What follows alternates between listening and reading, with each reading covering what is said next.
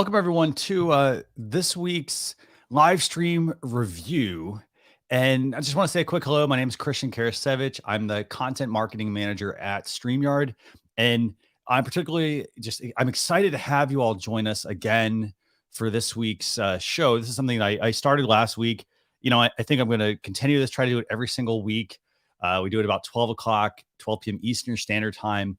But yeah, this week's episode, again, it's all about you. So I want you to bring your questions about live streaming, whether they're, equipment based, for example.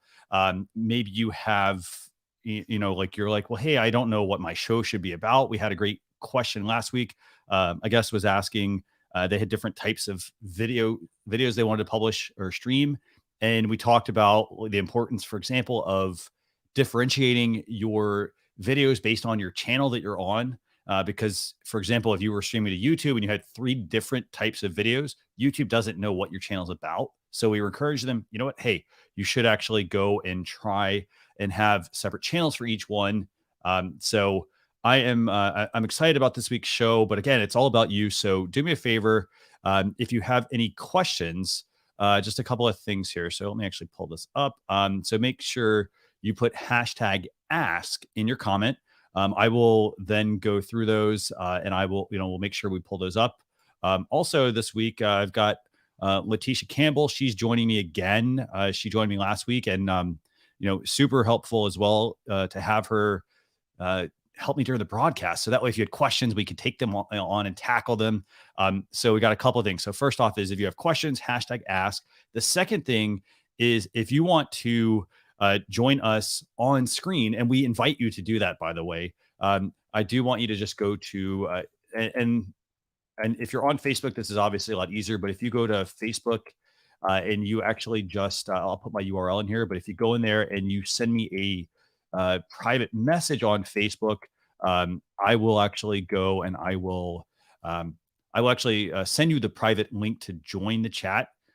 Reason I do it that way is because obviously, like, I want to make sure and I want to make sure when I bring you on, you have your camera on, hopefully. That's ideally what I want you to do. And then just tell us, when we bring you on, who you are, what your show is about. And basically then, if you have a question, ask your question. And the other thing I want to make sure to impress upon you is if you've ever been to business school, for example, people have an elevator pitch. And I'm not looking to put anybody on the spot, by the way, but if you have an elevator pitch or you don't have one, it's literally just, hey, 30 seconds. This is what my business is about. This is who I am. It's not about, being very long-winded. Sorry, I'm being long-winded here, by the way, but, make sure you just tell people that. So again, if you want to join us on the live show, just go here to Facebook and just click on the message option and shoot me a message, and I'll work to bring you on. So with that, I'm going to go and bring on Letitia. Letitia, it's great having you join us again. Thanks a lot. Thank you for having me, Christian. I'm so excited to be here. This is going to be a lot of fun, by the way. And we've got a couple of other changes this week. I know we've got some new graphics that we've put on for our show. I mean, again, these are little subtle things. So like, for example, we have that thumbnail that we showed at the beginning.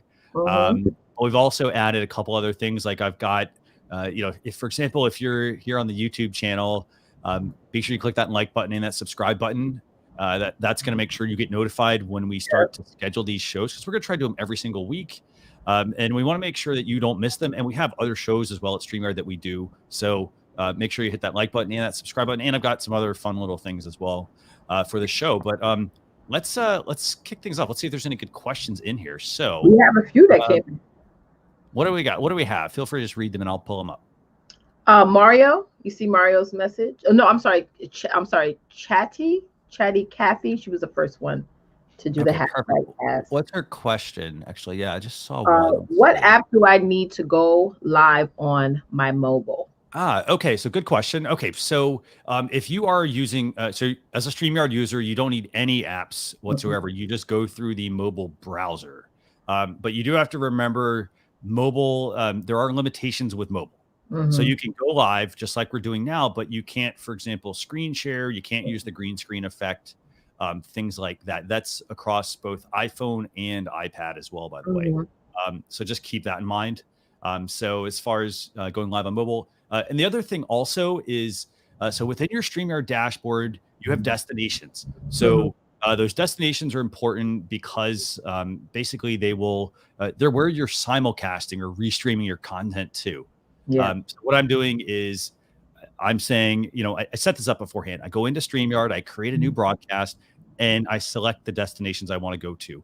In this case, today, I'm broadcasting to my personal YouTube channel, my Social Chefs YouTube channel, the StreamYard YouTube channel, and the StreamYard Facebook group, by the way. So I'm streaming to all those different places, and they're different audiences for the most part. So there may be some overlap, but you have the ability to hit a wider target.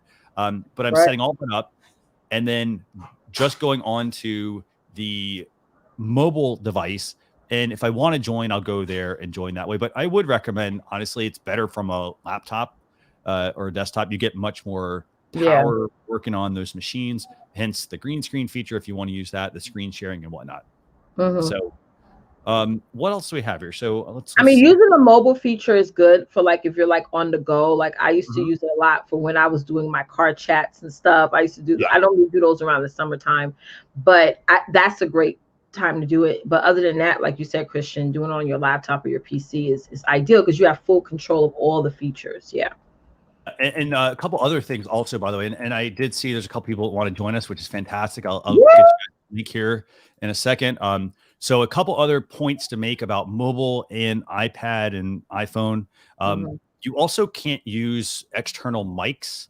So like if you plug in, for example, like headphones, those are going to work. But if you go, for example, buy a mobile, like say you buy a mic and you want to hook that into your phone or your iPad, they're going to default back to the built-in mic on the device. So just keep that in mind as well. I will say one way that you can use mobile, by the way, I'll show you guys this. I have to unhook it real quick. 1 second. And by the way, feel free to mention any comments that you have as we're kind of going through things. And this is a whole, this equipment I'm going to show you here. This is for a whole nother show that we'll do. But this is the, so if you want to go live on mobile, for example, this is actually what I would do. I would use mobile as a bit of an add-on to my show. So like this is the A10 Mini. This is a switcher. It's a hardware switcher. And the way this thing works is I plug in all my cameras and then I can push all these buttons and I can switch between them. Now, what's cool about here's how this hooks in with mobile though. Okay. So right now, like I'm waiting for my camera and stuff, by the way, it's not here yet. So when I plug a camera into this, I can plug that into camera 1 and this hooks in this will then you can stream to StreamYard using custom RTMP, but so I hook in like camera 1, and then let's say I have an iPhone and I want to bring the iPhone in. As long as I have the correct cable, I can plug that into option 2, and then I can also do option channel 3, camera 3, and that can be my iPad. So so this is, and by the way, these are like, I mean, they're between $300 and $900. So it's a pricier purchase, but it does allow you to actually use your mobile device with StreamYard, for example, and it's not broadcasting it, but using this as a switcher to switch from different cameras. Okay. Yes. So what other questions do we have here, by the way? And I like equipment and I like throwing things out there to everyone, and we'll make sure we do a lot more with this because there is a whole lot more you can do with it. But what questions do we have? What else are we seeing? Okay, I'm seeing Mario's question. He said, wait, it's not really a hi, Mario. Oh, here I am. No, that's not really a question, though. Okay. So remember, if you have questions, hit hashtag ask. Yes. We'll make sure we get to those. Okay, so let me look through here. So let's see. Yeah, go ahead. Question. Marcus said, any ideas for increasing income via live streaming? I'm not yet in the YouTube partner program. 614 subs, so I can't yet do super chats and memberships. Okay, let me find his question. So I'm only seeing one question. Is this Mario Pistorius or is this Marcus? Sorry, Marcus. Okay, let me see. Yeah. Let's see. That's weird. I'm not seeing Marcus's question. Oh, really? Let me see. Yeah. Looks like his just came in like two minutes ago. That's bizarre. Okay. Okay. Well, let me see here. So let's see. So his question, he asked about any ideas increase revenue. Income. Okay. Yeah. Okay. So somebody did mention there's Buy Me a Coffee. So it's, let me see if the website is like, I think it's buymeacoffee.com, I think. Buymeacoffee.com is one option. So I'll drop that in here. So there's Buy Me a Coffee. Let me see what else. And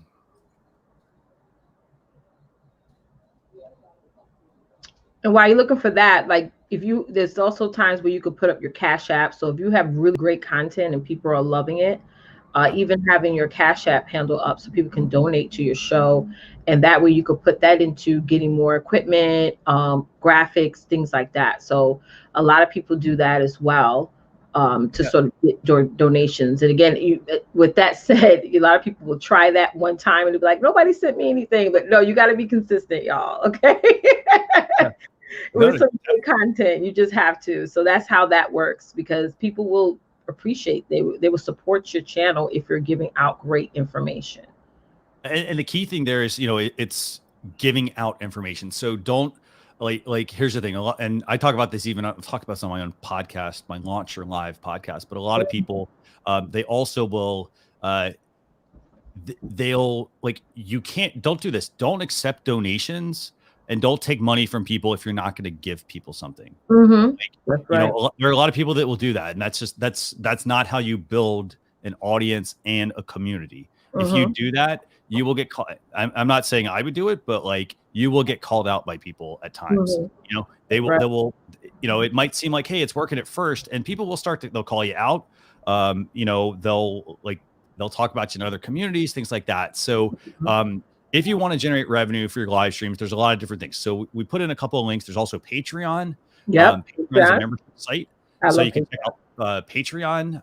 That's another way. But again, it's the same concept. So when you set up a Patreon, you're giving something back. So Patreon, if anybody's ever used Kickstarter, for example, Kickstarter has various levels that you can give to your supporters. So somebody, for example, could, let's say they sign up for your email newsletter.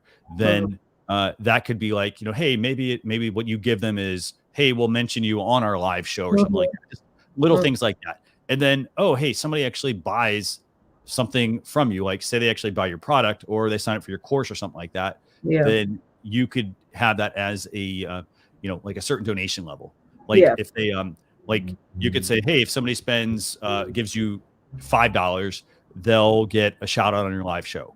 And then you could bump that up. Hey, if somebody gives me $25, they'll get, maybe they'll get like a workbook that you create. They give you like maybe $50. They could get access to like maybe a coaching session with you, and and the workbook and the shout out on the live show. So you kind of see how things are kind of tiered based on what people are like, what they're donating. But you have to remember, you have to actually fulfill your promise. So if somebody gives you $50 and you said, hey, you're going to give them a coaching session, give them a coaching session. Give it to them. That's right. You want to over deliver with that, because it's so important. And people, and when they see you do that for them, then they bring more people to you. I use Patreon myself. I love Patreon. So that's another way you can use it. But just like, Marcus mentioned in chat, consistency is key for sure. Being consistent with that. We have another question that came in. Sure. Yeah, definitely. What's the question that came in? It's the Miz, and they said, can you please put the switcher link on the chat? Oh, sure. Yeah. Okay. Yeah, that's easy. So let me actually get you all that. And by the way, there are different models to this. It's called the A10 Mini Pro, but I'll put the direct link to this. This is from Blackmagic, the company that makes it.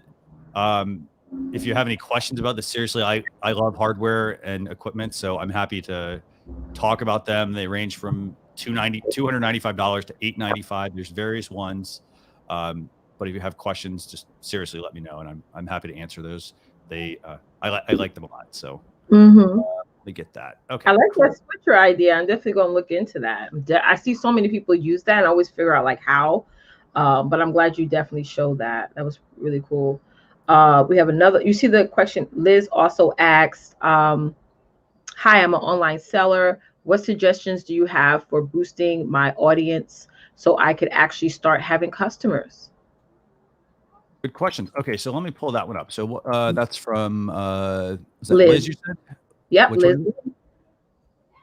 Okay, let me see if I can find this. Okay, perfect. Okay, so let's see what suggestion you have for boosting your audience. Okay, so let's actually, do you want to come on on live with us, Liz? I mean, that'd actually be really awesome because people can see who you are, they can learn more about your business, and we can answer those questions if that works.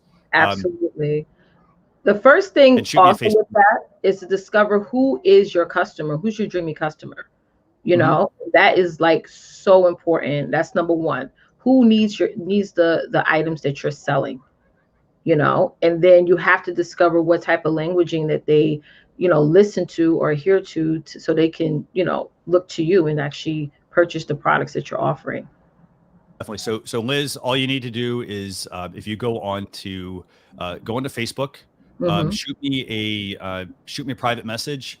I've got that open as well. So just shoot me a private message and I will shoot you the link to join the invite. Definitely want to have you on and answer those questions. Okay, so here's what I do. I'm going to bring on Leo Mendel. He said he wanted to come on. So I'm going to bring him on.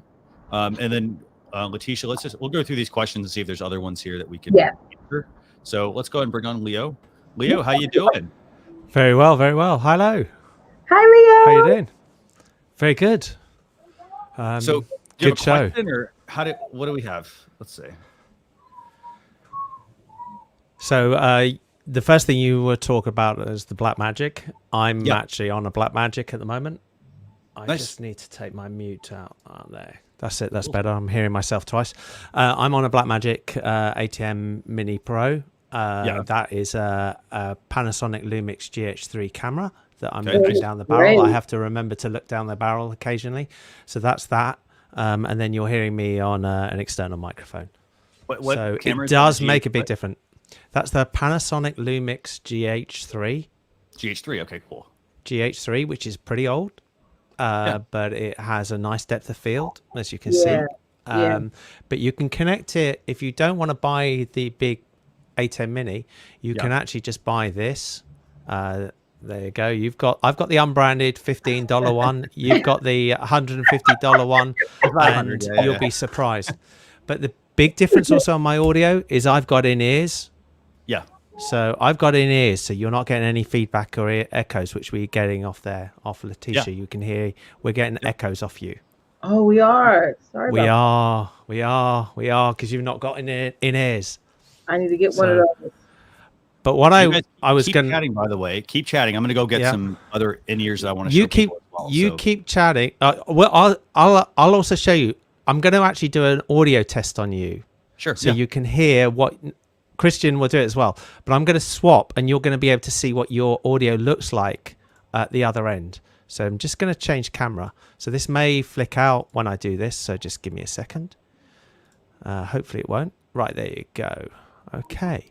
So what application is this? This is WM Plus. This is actually listening to you.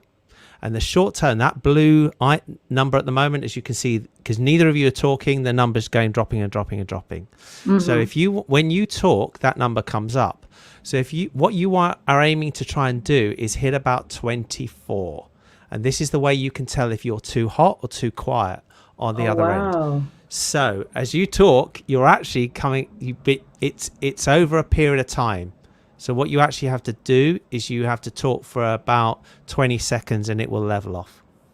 So put us back in. Somebody has to put us back so we can see us all rather than just me. He's taking us off. Go. Talk. Okay. Can you hear me? Hi. Hello, guys. Yes. Testing. 1, 2, 3. So you're actually louder than you think you are. So the system is actually finding absolutely. You're Am I louder. still echoing? You're a little bit. It's getting better. But okay. That's it. It's hard to work. When I'm on my own, I can't see you. Normally I could see you. Yes. There you go. Christian's put us back in the room. Okay, we're back in. Sorry, Christian ran off and he put me in the one screen. I'm staring at myself. Well, I figured, I was like, hey, I was like, I want to make sure people can see that. Yes, this is amazing. Sure. Understand it. So I'm going to use the term that I use for it, but it probably doesn't mean something else. Spin me to the top left corner, Christian, in the place of you. Yeah. Okay. And now press the 2 and a little. It looks like it's one picture and then 2. Okay. It's like that's it. Yep. There you go. Now we can see. Now we can see. You can see me. You can see Christian. Awesome. So, Christian, if you talk and see what your volume comes in, we're looking for 20. We're looking for 24. Okay, so hopefully, I mean, I'll talk now. So I'm just talking normal. I'll keep talking, I guess. So we'll keep. That's keep it. going You're here. pretty good. Pretty good. So you can see that actually, although Christian is actually quieter than Letitia, the issue is that the quality is higher because he's got a decent mic setup. Oh wow. But what I also wanted to demo to you is something slightly different. I'm gonna just share my screen. Yeah. Which I should be able to do. I'm gonna share an application window. This is it's just going to take me a bit of time to I've just got to find the right one. So I did a live music event. So anybody who's you're about to have your ears blown off, but it should be fine. It should be pretty fine. So we should go on, Christian. So everybody who's watching, we've not forgotten about your questions. We'll make sure we get to those. Yeah. And a couple people that are waiting backstage as well. I'm definitely happy to bring you on. So just we're going to walk through this demo with Leo, and then we're just going to show you really quickly, because when people say to you that they think that you can't do good music, I'm just going to do this. So I'm using something called, for those who ever have to do music I'll do audio, I'm using something called Loopback, so that I can actually bring my audio from my video player into here. So this is an event I did this week. As you can see, it was on Tuesday. And I'm going to play just a couple of seconds of this. Hopefully, fingers crossed, this is going to play and you're going to be able to hear it. Close your eyes. Hopefully you can hear that. Yep, we can hear it. Mm-hmm.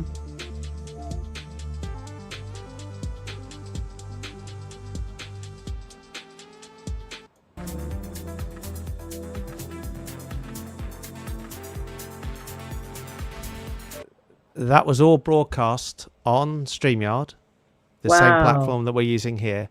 Yeah. It's crystal clear, and it went out faultless. And as you can see by the banner, it's got the same graphics across the bottom. We were bringing in messages as it went across.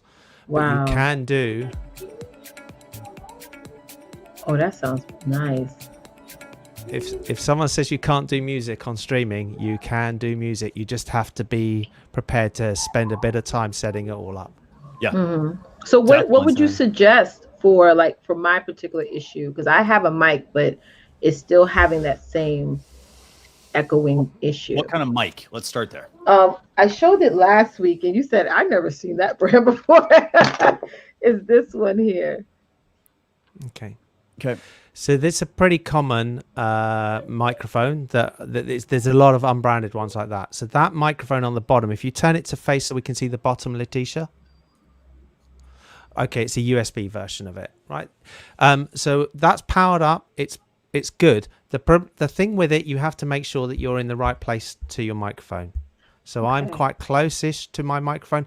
It is not going to work. You look where Christian positions himself. Microphones like this do not work. The other thing is, if you take it off again, Letitia, take the cover off, you'll actually see the microphone is split in half. Yes. One is the side you talk in, and one is the back to stop to get the thing. So it has to face normally the low. It depends how it works. You can look at it in the thing, but normally the logo has to face you. Oh, see, I got this on Amazon, so they don't tell you these things.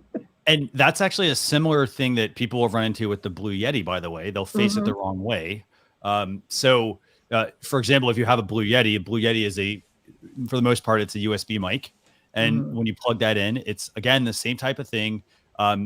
If you get it and you're like, well, hey, my audio doesn't sound as good as it sounds for other people, first that are using Blue Yetis, make sure you adjust the knob, for example, for the volume, but also make sure you adjust the type of microphone, because there's actually a button on the front of it, and it's got different patterns. And to Leo's point there, some of them, for example, they're designed for like omnidirectional. So like they'll capture everything that's going around the microphone. So if you're like, hey, I want to have a conversation with people in the same room, it's going to pick up every bit of noise. Everything. Yeah, that's what's happening with this. Yeah. And the other thing is, and if Letitia, if you're a bit of an active person and you move around a lot, which you look like you are, I would actually suggest a lapel mic, a mic like this, or otherwise one of these sort of headsets like this. You know, some people refer to them like the Madonna look. Oh, I can wear that. It loops over. I like that. Yeah, these are about $30. What is that called again? These are just headset mics. I can't think of what the actual official name for one of these is. But it sits on you. It sits like this, and it just sits so you can hardly see it. It just sits like that. I like that. And I don't want to have anything on my collar because, as you can see, I wear jewelry, got the nails, so it will be clicking all the time. Yeah. It will and it won't. Because actually, once you do it, you normally find that the lapel needs to be slightly lower than you think it needs to be. Because it doesn't need to be as close as you think it does. But that enables you to move around a bit. Yeah. And the problem with this mic, I have to keep my head about this far away from it. Yeah. And I'll always say to people, video is really key. You can get away with a bit video, but if the sound sounds poor, people are turning off your stream all day long. All the time. Okay, I'm definitely going to get the headset. If there's noise on the line, like that's a whole nother thing as well. Like if there's noise in the sense of not just background noise, but I mean like if there's a hum, for example, on the line, or you know, some people, for example, I had somebody on my show this week, my show Social Chatter, and we had people on, and they were running some application, and it was interfering with the audio, and it was making it really hard to focus on the person because all I was hearing was everything else around them. Yeah. And so I was like, hey, you know, in the middle of the show, I kept having to message them like, hey, can you turn this off? Because it was distracting. Yeah. So you have to keep that in mind if you are running a show. And if you're in an environment where, you know, this is a whole nother session, but like if you're in an environment where it's very noisy or it sounds very hollow, you know how people get rich, warm sounds? They put up sound blankets, or they put up sound material on the wall. Or they, for example, if they're in a room that's tile, you know, you just have to think all the sound's just going to go up and down all over the place. Or you've got a glass table, for example, in front of you. The best thing to do is to add some of that material to sort of deaden a space, but to liven it up. So that's something to keep in mind. When you say material, what does that mean? Because I know some people are going to ask a question about that.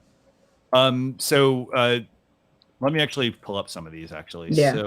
So they're like sound panels, anything that covers windows like curtains, anything that actually adds that absorbs sound, because sound is directional. It hits and comes back. And so in a way, if you want the best you can, so a dry sound is one where you literally just hear the voice. When you then grow and when you add to the voice, you will actually want things like reverb. If you're singing, you like reverb. You know, that church noise when you're in a room and it's all there, that's known as reverb. You want that because the sound is bouncing off the room and making it come through. But if you're wanting to record a podcast, or you want to do a show that you want to cut it as a podcast, you really want the noise as dry as possible. Got it. So you just hear the noise. And when you get a meter like that, the WLM Plus, that's a wave, that's from a plugin Waves. You get the Waves meter, you literally can sit there and you can go, right, I can isolate that there's a noise in this room. It's the fan off my PC. You know, the worst example is when you've got bad sound, and you can't, it's hard work to fix it. And the mic, particularly on cameras, so I've got like the Logitech 920 as my backup camera. The mic on that it's better than the one on your PC or your Mac, but it is not anywhere near this sort of sound. Yeah, your sound is amazing.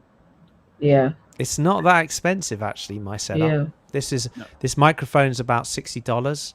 Yeah. It's a Marantz, and it's going into what's known as a pre-Sonos studio interface, which is about $150. So it's about $200. If sound is your business, $200 is not the end of the world as an investment. That will keep people on your stream or on your channel. Yeah, that's the whole goal of it. Unless that they'll keep people on my stream, but when you look as good as you, Letitia, you've got a advantage over me. Thank you. Thank you, Leo. By the way, so don't forget, so I know Sato's messaged me, and I sent you the link via Facebook Messenger. If you want to come in, you have questions, let me know. I see JP is here as well. So I'm going to bring JP here in a second. One last point I do want to make, by the way, we talked about in-ear monitors. Yeah. So I've got 2 pairs here. I've got a wired pair right now, and as you can see, so basically these are here. This is this might be like a 3-foot cable, and so what I would recommend, the way you typically want to run these, so like this, you probably look at this and say, well, hey, these look like headphones. So they sort of are headphones, but they do a good job at blocking the noise because it goes in your ear canal and it blocks all the sound. So these, you normally would run them this way. You'd actually run them behind you, down your back, and then I would have a longer extension cable. So this would allow me to move around like this. Right now, I'm pretty close to my desk. So if I did get up and try to walk, I'd have to take these out because they don't go very far. That's one option. Now, these are plugged in right now to a mixing board. They're plugged into audio interface, the Rodecaster Pro. They're plugged into that. You could, if you want to go wireless, so this is another option. These are the Sennheisers. They were I think about $100. There's also these. These are the Shure 215s, I think. Now, these are Bluetooth. Oh. So, no wires. They basically perform the same function as I have now, except the only problem is there's no way to connect them to my Rodecaster. So you kind of have to keep that in mind with your setup, what you're going to be connecting them to. And the other thing is these are rechargeable. So this is recharged. So there's a little USB port right here. And so one thing you're going to have to keep in mind if you get these, for example, is to charge it. Yeah. You constantly charge them. That's hence one of the benefits to plugging in. Yeah, go ahead, Leo. So I'm going to give you the other extreme of the exact same thing. Go on, Leo. There's a Make MEE, and this Make is a super. So these are the wired versions. Okay. These come in around about $18. Okay. Off Amazon. These are the Bluetooth versions of those, so virtually the same as Christian was showing you there. There's Bluetooth, so there's nothing connecting anywhere. These are around about $65 off the top of my head. MEE, and actually if you buy the Bluetooth set, I think it's maybe about $75. It comes with both Bluetooth and wired.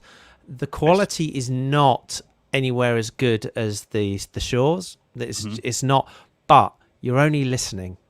Right. The quality, if you're going to spend money, you spend it on your microphone, not on your headphones within reason. Yeah. But then when I mix my stuff, I have a proper pair of studio monitors that I do all my podcast mixing and everything on. You can't do podcast mixing on these. It's a waste of time. Okay. Very cool. So I want to thank you for joining me. I'm going to kick you out, Leo, here, and we're gonna bring in kick me out. Thanks guys. Thank you, Leo. Great show, loving it. Yes, thank you. Okay, so let's go. Before I bring JP on, by the way, just hold on 1 second. I'm going to go through some of the questions we have here, and then so Leo, thanks for joining us. Appreciate it. Thank you. We'll be in touch. Okay, so Letitia, let's go. Let's go through some of these questions first. Then we're going to bring in JP.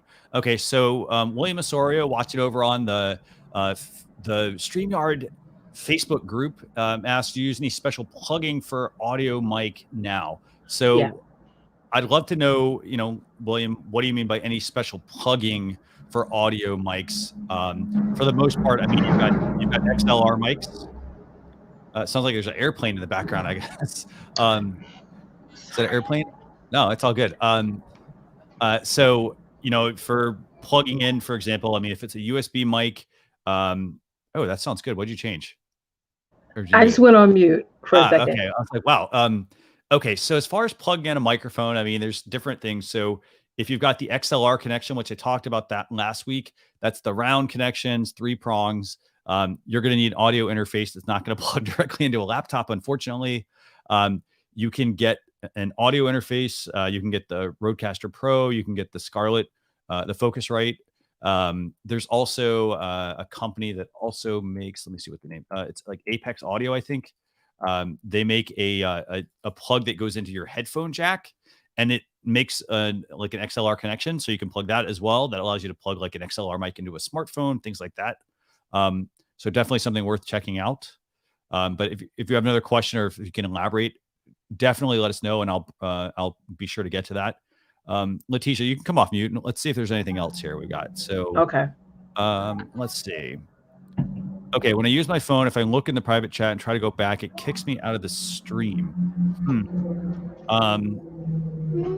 That sounds a little odd, lady. So if you have, I will say this, if you have something that's a StreamYard technical question, so if it's like a technical issue,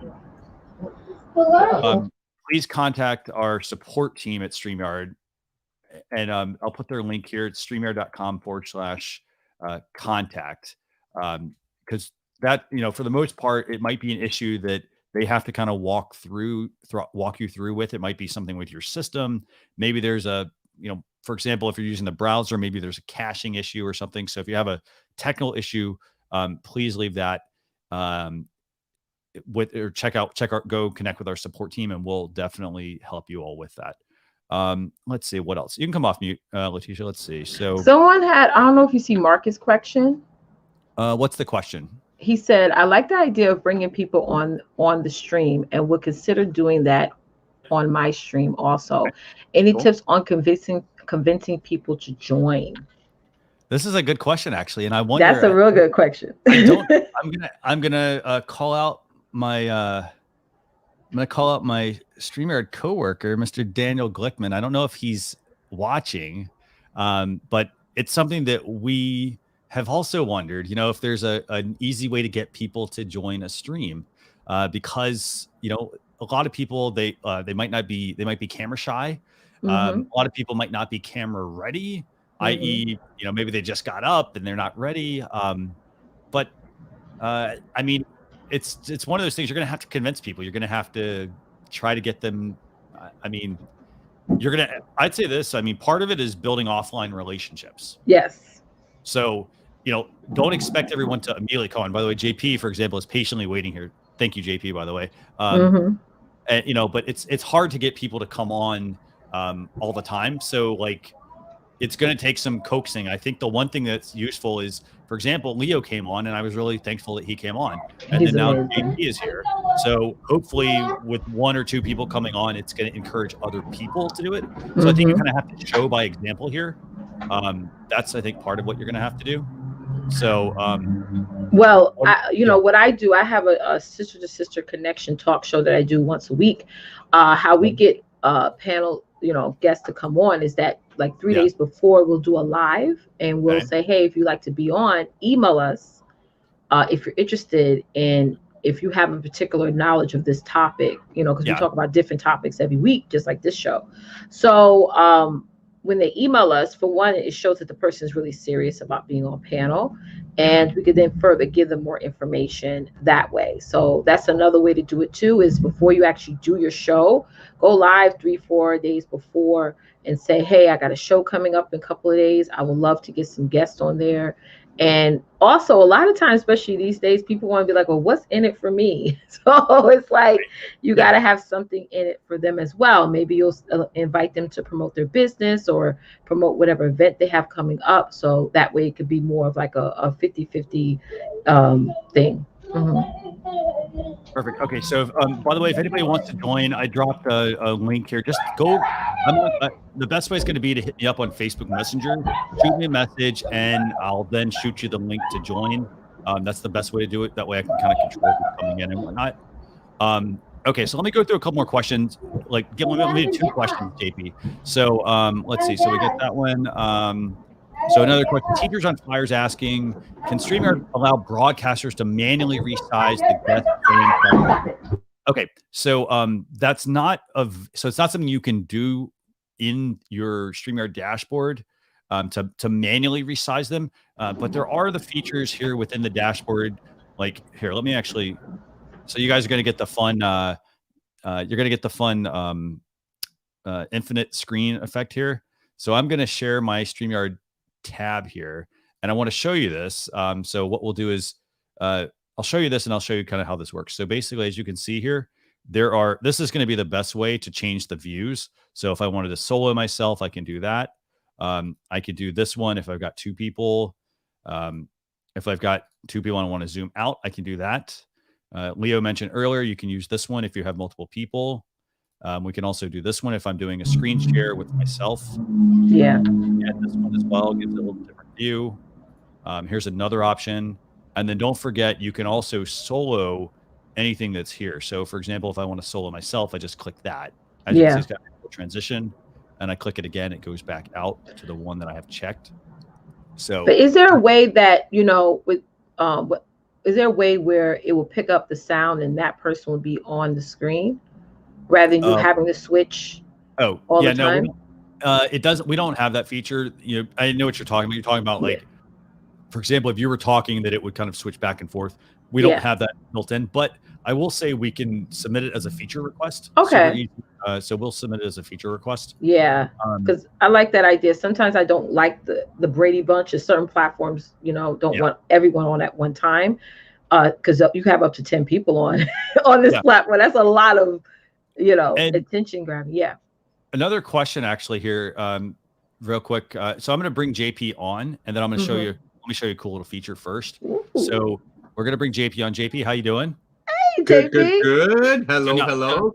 So now here's the other thing I wanted to show people. So if you're in StreamYard, the other thing you can also do is like, let's say, like, so JP is here at the bottom, and what I want to do is I want to actually put, I'm going to put him up here at the, like, let's say he happened to come in up here. All I do is just drag his window around, drag and drop, order them how I want. So for example, and let's talk about like why I would do this real quick. So for example, I'm the host of this show. Letitia is my co-host here, and JP is my guest. So it doesn't really make sense to have JP up here in the top corner. For me, I would probably go with the setup of JP here, probably, and then doing it this way.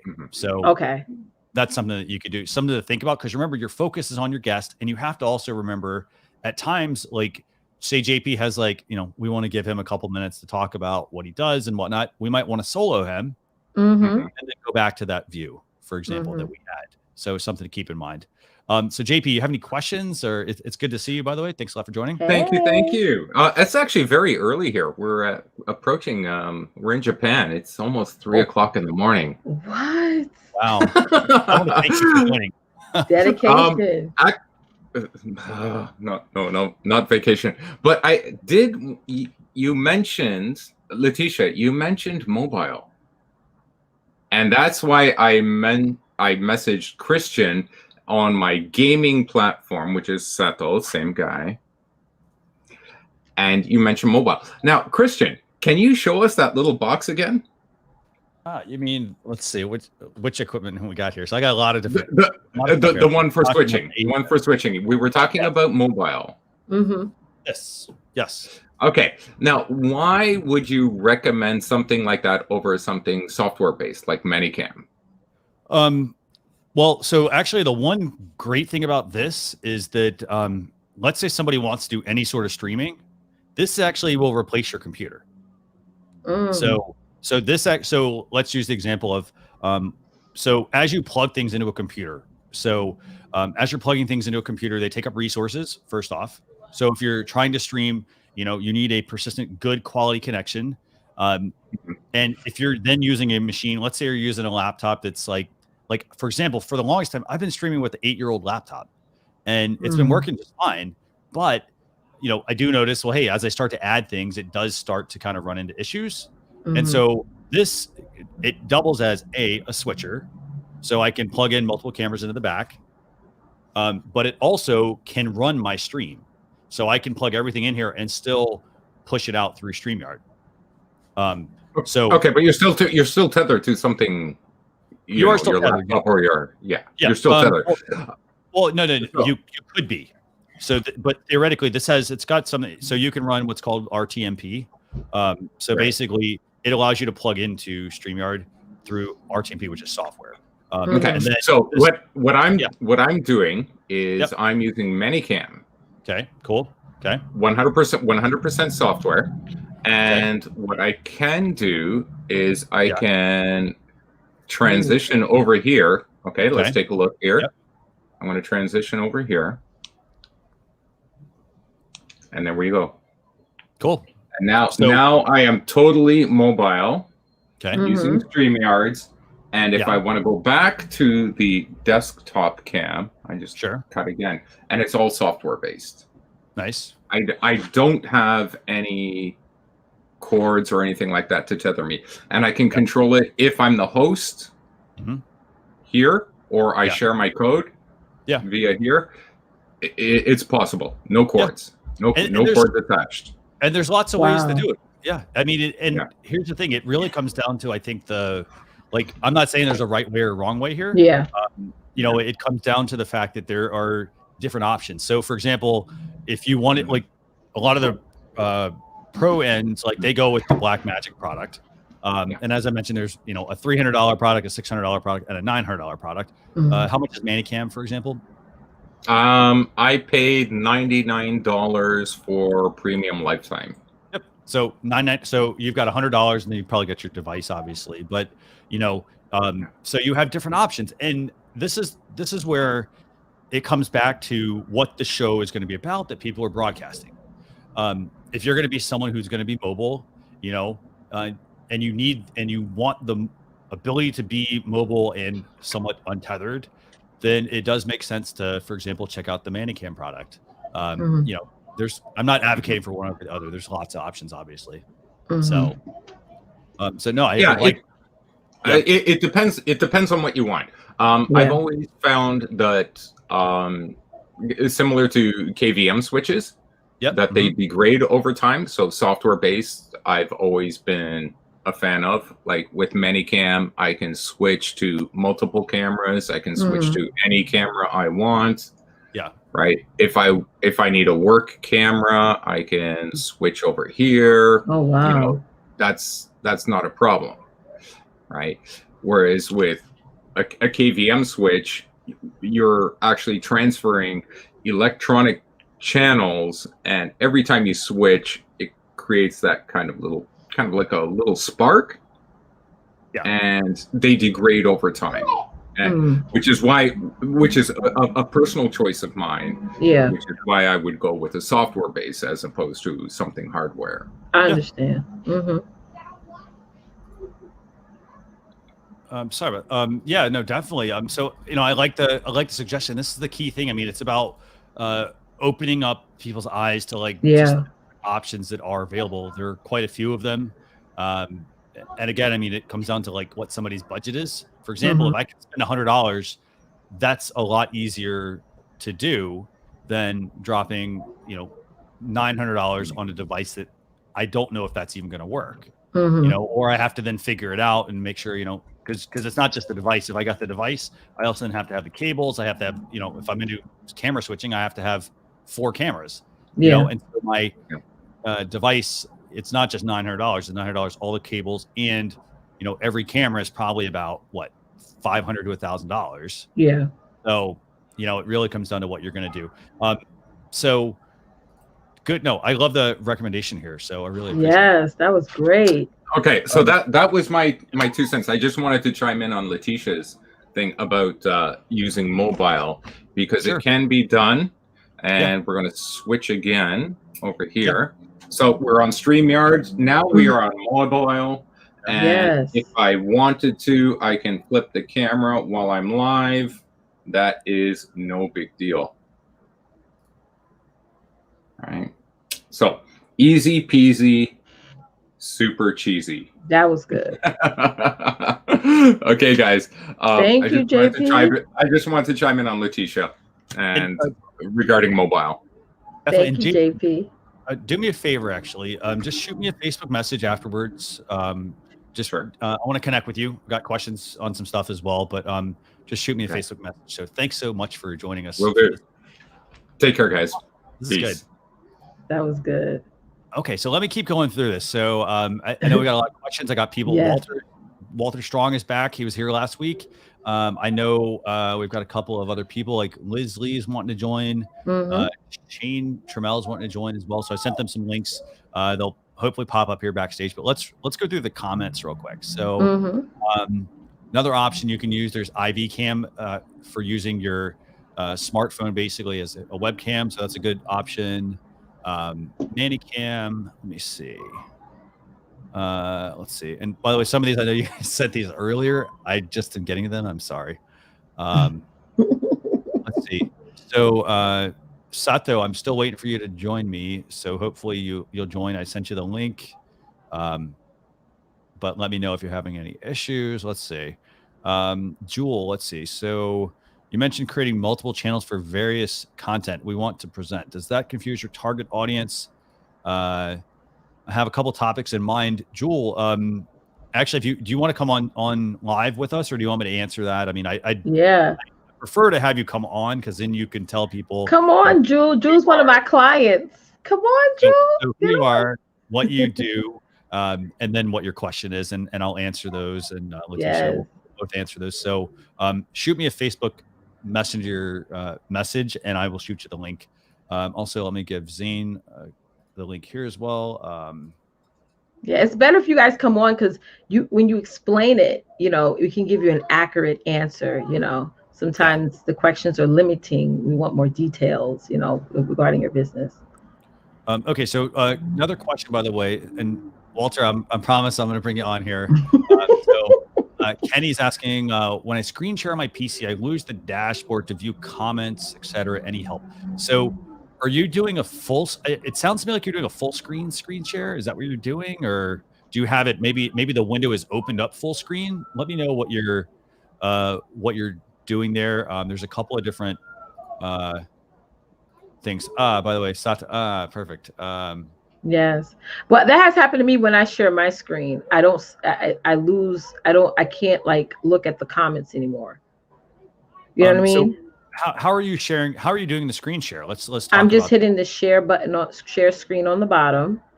Okay. And then normally I do slideshow presentations. So I'm actually showing my slides, but then I also want to be able to pull up and put the comments that people are asking on the screen. I can't see that when I share my screen. Go ahead. Okay, so that's a good question, actually. So the answer to that one is actually going to be, what I would encourage people to do is if they're giving a presentation, they should use they should actually consider using the Google Forms feature. Google Forms, Google Slides. Google Slides, okay. Yeah, and actually, this is a tutorial that Julie and myself at StreamYard put together. We do a series called Learn with StreamYard. And so this was actually an episode that we covered. Let me see if I can find the link to that real quick. Join the StreamYard.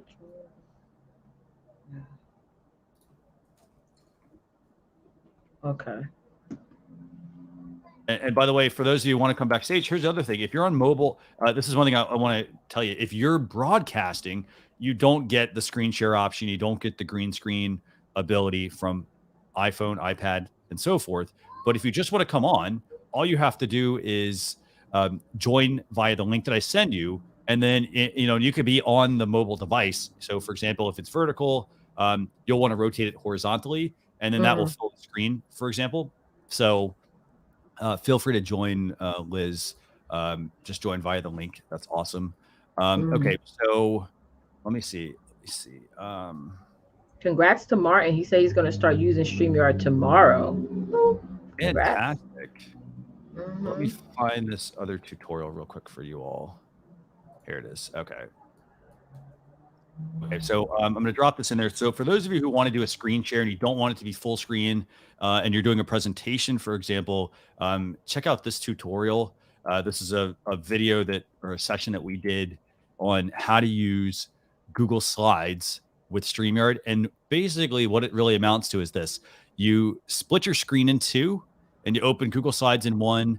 It's a pop-up window that comes out. And then you have your StreamYard dashboard in the other. So you can give your presentation and you can have your StreamYard dashboard with all the comments and everything on the other side. And you can still see the broadcast. So that's there. Let me see if there's anything else here. Let me go ahead and bring on Walter. Walter, by the way, thanks a lot for waiting. Good to have you back, by the way. Hey, good afternoon, everyone. Good Hey, afternoon. Walter, how are How we doing? you? Doing good. I enjoyed one of your recent videos that you did talking behind the scenes with, I think it was Yes, episode 3. So I yes. wanted to comment on that. Thank you. Quick question for you, Kristen. I noticed when I do my live streams, Yeah. it pulls from my webcam, which is a Speedo webcam for live stream. When you bring me on as a guest, remember when you first brought me on last week and you were saying, I keep seeing this thing that's covering your face. Yep. And so I went into cams and mic settings, Okay. and it's only pulling my Toshiba webcam. It's not even recognizing the webcam. Okay. What would I need to do on my end or contact support to fix that? So it sounds like it's a hardware issue potentially. So the first thing I would always recommend doing is restart your computer. Absolute first thing that you should do. That's going to clear out any kind of gunk. Here's what can also happen. So if you happen to have opened, let's say you opened a Google product. So Google has their own, they have their own service for like, being able to call people and whatnot. And sometimes that program will hijack your camera and it won't let it go. So that's the first thing. Even if you have it open, like if I had my email open, it could hijack my camera. So that's the first thing. Second thing, if you've ever opened like Skype or anything that uses a video camera, it can also sometimes hijack the camera. So restart the computer, don't open any of the other stuff, and then go directly into StreamYard. That's the first thing I would try. Second thing is the fact that replace the cable. I don't know if it's possible with your webcam. Some webcams, it's hardwired. For example, I'm using the Logitech Brio, and I have a cable that I can replace. If you ever have any issues there, always, this is advice that I learned when I was like a teenager, and it was always check the cable first. A lot of people assume it's hardware, so it very well could just be the cable. Some of the cables, by the way, this is it's surprising, but some of them you have to actually flip them around. It depends on the type of connection. Some of them, they actually, like if you do flip it around, it might work. It would work versus being the other way, even though it plugs in both ways. For example, using USB-C, that's a reason it could happen. And the other thing also that could happen is the fact that, if you're plugging into like any sort of dock, a dock can also be a challenge. Docks have limitations. So they have power limitations, and you may want to unplug certain things, for example, that you're not necessarily needing. Or you might actually need to get an actual, not to say your dock isn't a real dock, but you might need to get a real dock for certain things. Some devices also, they want to be plugged in directly and they don't want to be in a dock. So, or a hub or anything kind of thing. So you may want to check that out. That's what I would do. Gotcha. And again, because I'm in guest mode, I've come across this. I've did, live streams, and it just picks up the Speedo webcam easily. And so I'm doing my live streams from that. And that's why I noticed the second time I said, before he brings me on, let me double check to make sure that the right webcam is picking. And I said, that's the problem. So I was able to move my webcam so make sure when you bring me on, I can be seen. And so that's definitely great information. You gave me some homework to look at. I guess live streaming, it's a process. The ultimate goal is to work and to have that perfect show. But I think in segue into what you were saying earlier, Letitia, about how can you bring people on to want to participate? And I like the fact that you were saying, Kristen, building online relationships. I leverage social media like Facebook and Twitter and LinkedIn to leverage those relationships to say, hey, look, Letitia, March is Women's Month, and I want to talk about entrepreneurship. And I'll be on. Just DM me. By developing those relationships, now I've brought her on. Oh, by the way, do you have a couple other individuals that we can develop a panel? And then I think that's a strong way of doing that. The flip side of just, I think, trying to ask guests to come on during your live chat, if they're not your regular tribe, like Seth Godin says, if they're not your regular tribe and you bring them on, if you haven't vetted them, then what happens? Sometimes you can bring someone on that it's just trying to fit a square into a circle. And so it can end up not causing the live stream to be a high quality one, especially for your those who would watch replay. So those are the things that I'm learning. That's about true. bringing people That is very, you hit the nail on that one. on. So any other questions? No, that was it. I just wanted to come on and comment when she had talked. You guys talked about bringing people on, and I think also as me being a new YouTuber, like there's sometimes I'll see no one. It's crickets, and it's teaching me to be consistent. If I have 300 people on there, if I only have one person on or no one, it's teaching me to be like you said, being comfortable with the camera. I think part of the reason why some individuals won't come on, like you said, they're just not comfortable with being on camera. Like I'm mindful as a guest, I'm looking at myself and saying, "Hey, am I comfortable with this angle of how the lighting is?" Like I want feedback. How is the lighting from this week compared to last week? I took your advice in putting a ring light in front of my laptop versus just some feedback on that. So I'll give you even some additional feedback here. So and then we'll bring on Zane here. And by the way, we haven't forgot about all the questions that people have as well, by the way. So in response to your like lighting, so two things. First off, you mentioned like last week you had something covering your webcam. So I have a privacy shutter on my webcam, and I actually thought that this was what you had on your camera. This is what I thought. So that's something to keep in mind. And the second thing, as far as the lighting goes, so right now you have that, I guess that's a window maybe to your left. That's my patio door. Okay. So here's a thought. You could also consider potentially adjusting your desk where you're situated so that you're letting that natural light come in. So like, for example, when you put it behind you, it's going to blow out your face. So like when you put it behind you, it's going to be too much light coming into the camera, and then everything's going to be hard to see. So it's potentially, so that's one option. Now, if you can't move your desk around, yes, because some of us are married, and you have to get approval from the missus before you ain't showing my whole living room. People come and like take my VCR. Here's what you could do. You could end up doing something like you could get like a reflector. They sell like so they're and they are full. They can be folded up, but you can get a reflector that you basically could like those sunshades you put in your car. So they have those. They can fold up into like a circle, and you could conceivably just redirect the light that's coming in. So for example, right now all that light is coming in on this one side. Okay.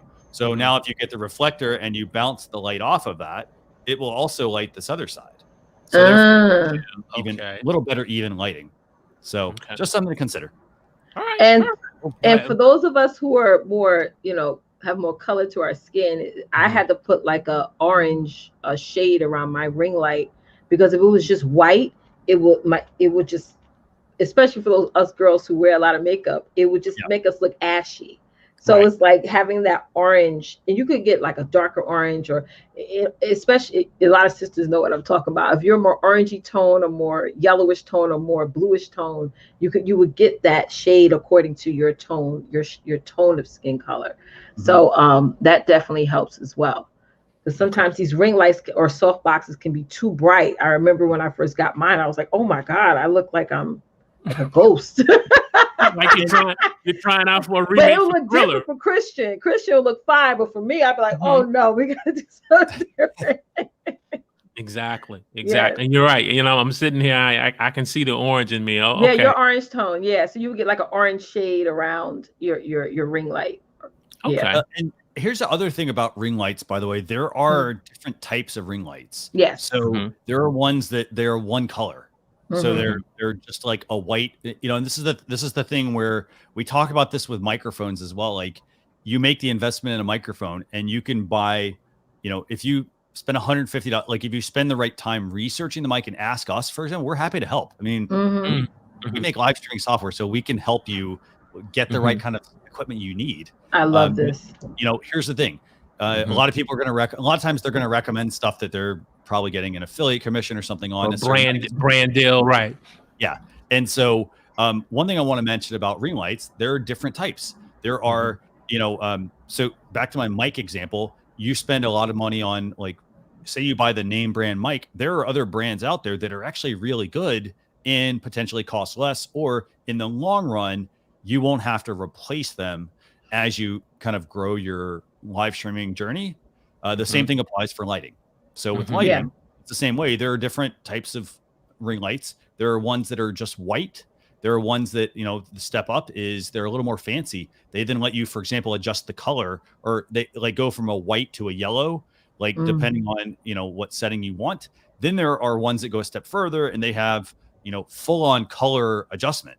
So you don't, for example, I'm not buying 3 different ring lights. I'm buying the one light that I need right then. So just kind of keep that in mind. I mean, it gives you like, you're kind of thinking ahead with your live stream. Saying, hey, you know, I'm gonna start out with the, you know, the standard light, or I'm going to start with the one that has the knob to adjust, and then I can, you know, increase that. And I can change colors, by the way, too, by adding like gels or like things over top of the light to diffuse it, but also to change the color. That's So, right. Make it look more softer. Yeah. One other question, and then I'll let you bring on some other guests. When you talked about mic, how important it is to have a good quality headphones. I know you talked about the in monitors, because if you end up, I noticed if you have the Apple and you have an ATR 21, I think if the headphones are not of good quality to match the microphone, that's sometimes where you get a lot of popping. Have you come across that, where if an individual is trying to get a cheap mic and they're end up using some headphones or a Blue Yeti and you're just using some cheap mics? So I think that, I mean, you have to also look at it like this. If you get, let's say you take I'm going to take the bottom of the barrel headphones. So let's say you take the headphones that you get like on an airplane, or you get the like $5 like headphones or something like that. Chances are they're also not going to, so the speakers in the headphones are part of the issue, but then there's also the shielding around the headphones as well. And so the shielding comes into play, because then when you put it over top your mic or near your mic, you're going to get feedback. And I don't mean positive feedback. You're going to get very negative feedback. You might get negative, right? You know, any of that kind of stuff. It might not. It's not just that it's not going to sound very good. It's also going to interfere with your mic. So just kind of keep that in mind. The headphones that you. It also comes down to the type of headphones you plug in. So headphones have 2 and 3 bars on the headphones. If you look at the headphone jack, and that indicates one is for mobile, for example, and one is for plugging into a laptop. So don't treat the headphones the same. It's called TRRS. Yes, I think go ahead. You just have to keep in mind that, like, you know, what you're plugging in, make sure that it actually is plugging into the right device. Because what will also happen is if you plug the wrong ones in, you may hear, but it might be really, really, really low, because it's not necessarily making the right connection when you're plugging in. Okay. So just keep that in mind. Perfect. This is good. Yes, it is. All right. Thank you both. Fantastic. Awesome. Okay, so here's what I'm gonna do. I'm gonna take you off. Letitia, let's answer like let's do 2 quick questions, and then we're gonna bring Zane on real quick. Awesome. By the way, we're gonna keep bringing people on. I'll stay on as long as everybody wants to have. I'm here. Okay, so what do we have? So the Ms. Okay, so they asked about can I please put the switcher link? Okay, so I dropped the link to that in the chat. It was to the Black Magic, that I think it was the ATEM Mini website. That should be there. If you didn't see it, let me know, and I will make sure we get that in there. Kenny asks, how does Cash App work? I never thought of that. So basically, Cash App, PayPal, any of those things, you get a unique URL that you can give somebody out during your show. So, for example, for Cash App, it's usually like, so Cash is owned by Square. It's a $, and then it's like a username. And so you might have a chat with somebody, and it might be like, hey, you know, send me your Cash App, and they have a link that they can send you, or they could just say, hey, go on Cash App. I mean, literally, you just need to do this. Go on Cash App, and then if the person says, you know, during their show, hey, my name is $StreamYard, for example. By the way, I don't use that because I don't know if that's even valid. But you know, if it was something like that, that would then show up in the person's account when they're sending you money. And then they would have to just say, hey, yeah, you know, this is the right person I'm trying to send this to. That's as easy as it is. Simple. So keep that in mind. Let's see what else we got here. We got to Liz. Is there any other questions you see here, Letitia? On the free version, if I share screen with audio comes through on a edited video that I am showing on my shared screen. Oh, I get what she's saying. You know, when you're sharing your screen and it's a video you want to show? Yeah. there is a check before you There is, yes. hit the share button. You got to check off share audio, or else you could play the video and nobody would hear the sound from that video. Let me see if I can do this. But she's asking, can you do that on the free version of StreamYard? You know how there's a paid share audio? Yeah, you should be able. The share audio should totally work. Yeah. The share audio. So basically, what you'll do. Here, let me go ahead and bring this up. I'll show you guys. So you're going to get the infinite window effect here. We're going to see some comments and whatnot. Okay. So if I were to click, in this case, I would click share screen. There's going to be, well, you can't see that, I guess. Let me do one more thing. Okay. So I'll have, let me just close this. Okay, so I'm going to go ahead and bring up my screen here so you guys can see that. Okay, so basically what would happen is in StreamYard, well, sorry, you can't see that. Let's do that again. Well, bottom line is there's going to be a share screen option that's going to come up when you click on share screen. You're going to go over to the Chrome tab option, and then there's going to be on the left-hand side, there's going to be a share audio button. You just tick that box and then select the tab that you want to share and click share. So that's all that there is to it. Let me think what else. Mohammed, which in-ears to use? Do you come in wired instead of wireless? I think it partly depends on how you prefer to work. The Bluetooth ones, for example, you do potentially have interference with things. Not to say you will or will not with either one. A lot of people, though, they prefer to go with the wired one primarily because of well, they like the wired one because of the battery issue that you mentioned. Unless you're in the business of charging them every single day, just check that out. So like right now we're doing, we're an hour plus in. I don't have to worry about these headphones hopefully cutting out. So keep that in mind. Yeah. Let's see. Another Facebook user also asked about the capture cards. So I shared this earlier. So this is so if you want to use a DSLR camera and you want to plug it in and use it, you're going to need one of these. This is a CamLink 4K, and it has a USB to HDMI connection here. And this is for plugging the camera in so that it will come in properly. And then you'll get what's called clean HDMI. Clean HDMI is where basically when you show when you use your camera, it's clean, meaning there aren't any of the info panels or any of that kind of stuff up on the camera. And it works with most cameras. You have to research what camera you have on whether this will work. And you don't need the Elgato one. You can also get the inexpensive one as well, depending on what your budget is. Let's see. And then one other question real quick, and then Zane, I'm bringing you in, I promise. So they ask about the A10 Mini is a better capture card than those Chinese capture cards, but they did come in handy. They definitely do. This is one other benefit, by the way, to this A10 Mini. So the A10 Mini does not need a capture card. So for example, if I wanted to just run a camera and I didn't have the A10, this is about $100 to $150. The basic capture cards, I think, are what, like $20? And then the A10, which does switching, is between $300 and $900, but it has functionality to have 4 cameras and to be able to switch between them. So you kind of have to think, like, do I have enough plugs for this? Or is the A10 Mini going to be the one solution I need? Okay, so let's bring Zane on. Zane, thank you. I want to just say thanks for being so patient. Hey, Chris, and hey, Letitia, everybody inside the chat. Hello. I'm just curious to know where everybody is watching from. So if they can just tell us in the comments, that will be great. And my question is for Christian, really. And it's not about the live streaming equipment, but do you suggest doing a lot of live streaming onto the same YouTube channel where you are uploading the videos as well? I personally, so if it's let's look at this. What's the topic? So if your channel is about one thing and you're streaming about something else, then I would say you may need potentially two different channels. You have to look at who your audience is you're trying to reach. Because, and I covered this last week, a lot of people, if they have two different topics they want to cover and they're related, yes, by all means, you should be streaming and going and publishing pre-recorded video. They both have benefits.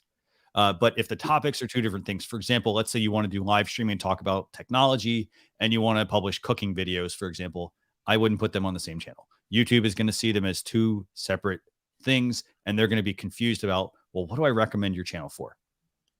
But don't you think, Christian, the live streamings are normally like an hour, half an hour, and your normal videos are like 10 to 15 minutes. So if you're putting them all together, the people who are interested in your 10 minutes video might not be interested in our video. So that might hurt your CTR at the end of the day.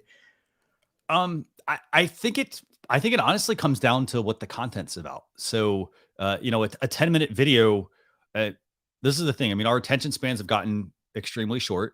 So it's going to come down to what the topic that you're streaming about is. For example, if I were to do, let's say it was a tutorial.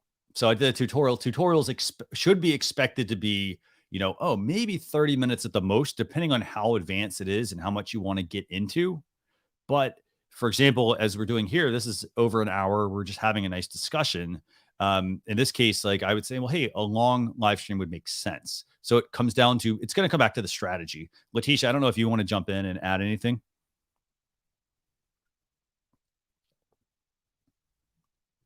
Sorry about that. I lost you on my screen for a second. Oh, good. It has to do with the content, and people do expect when you're going live that it is going to be longer than 10 minutes. So I don't feel that I've been building content for a long time now. So people do expect when you do a live show, it's going to be longer than 10.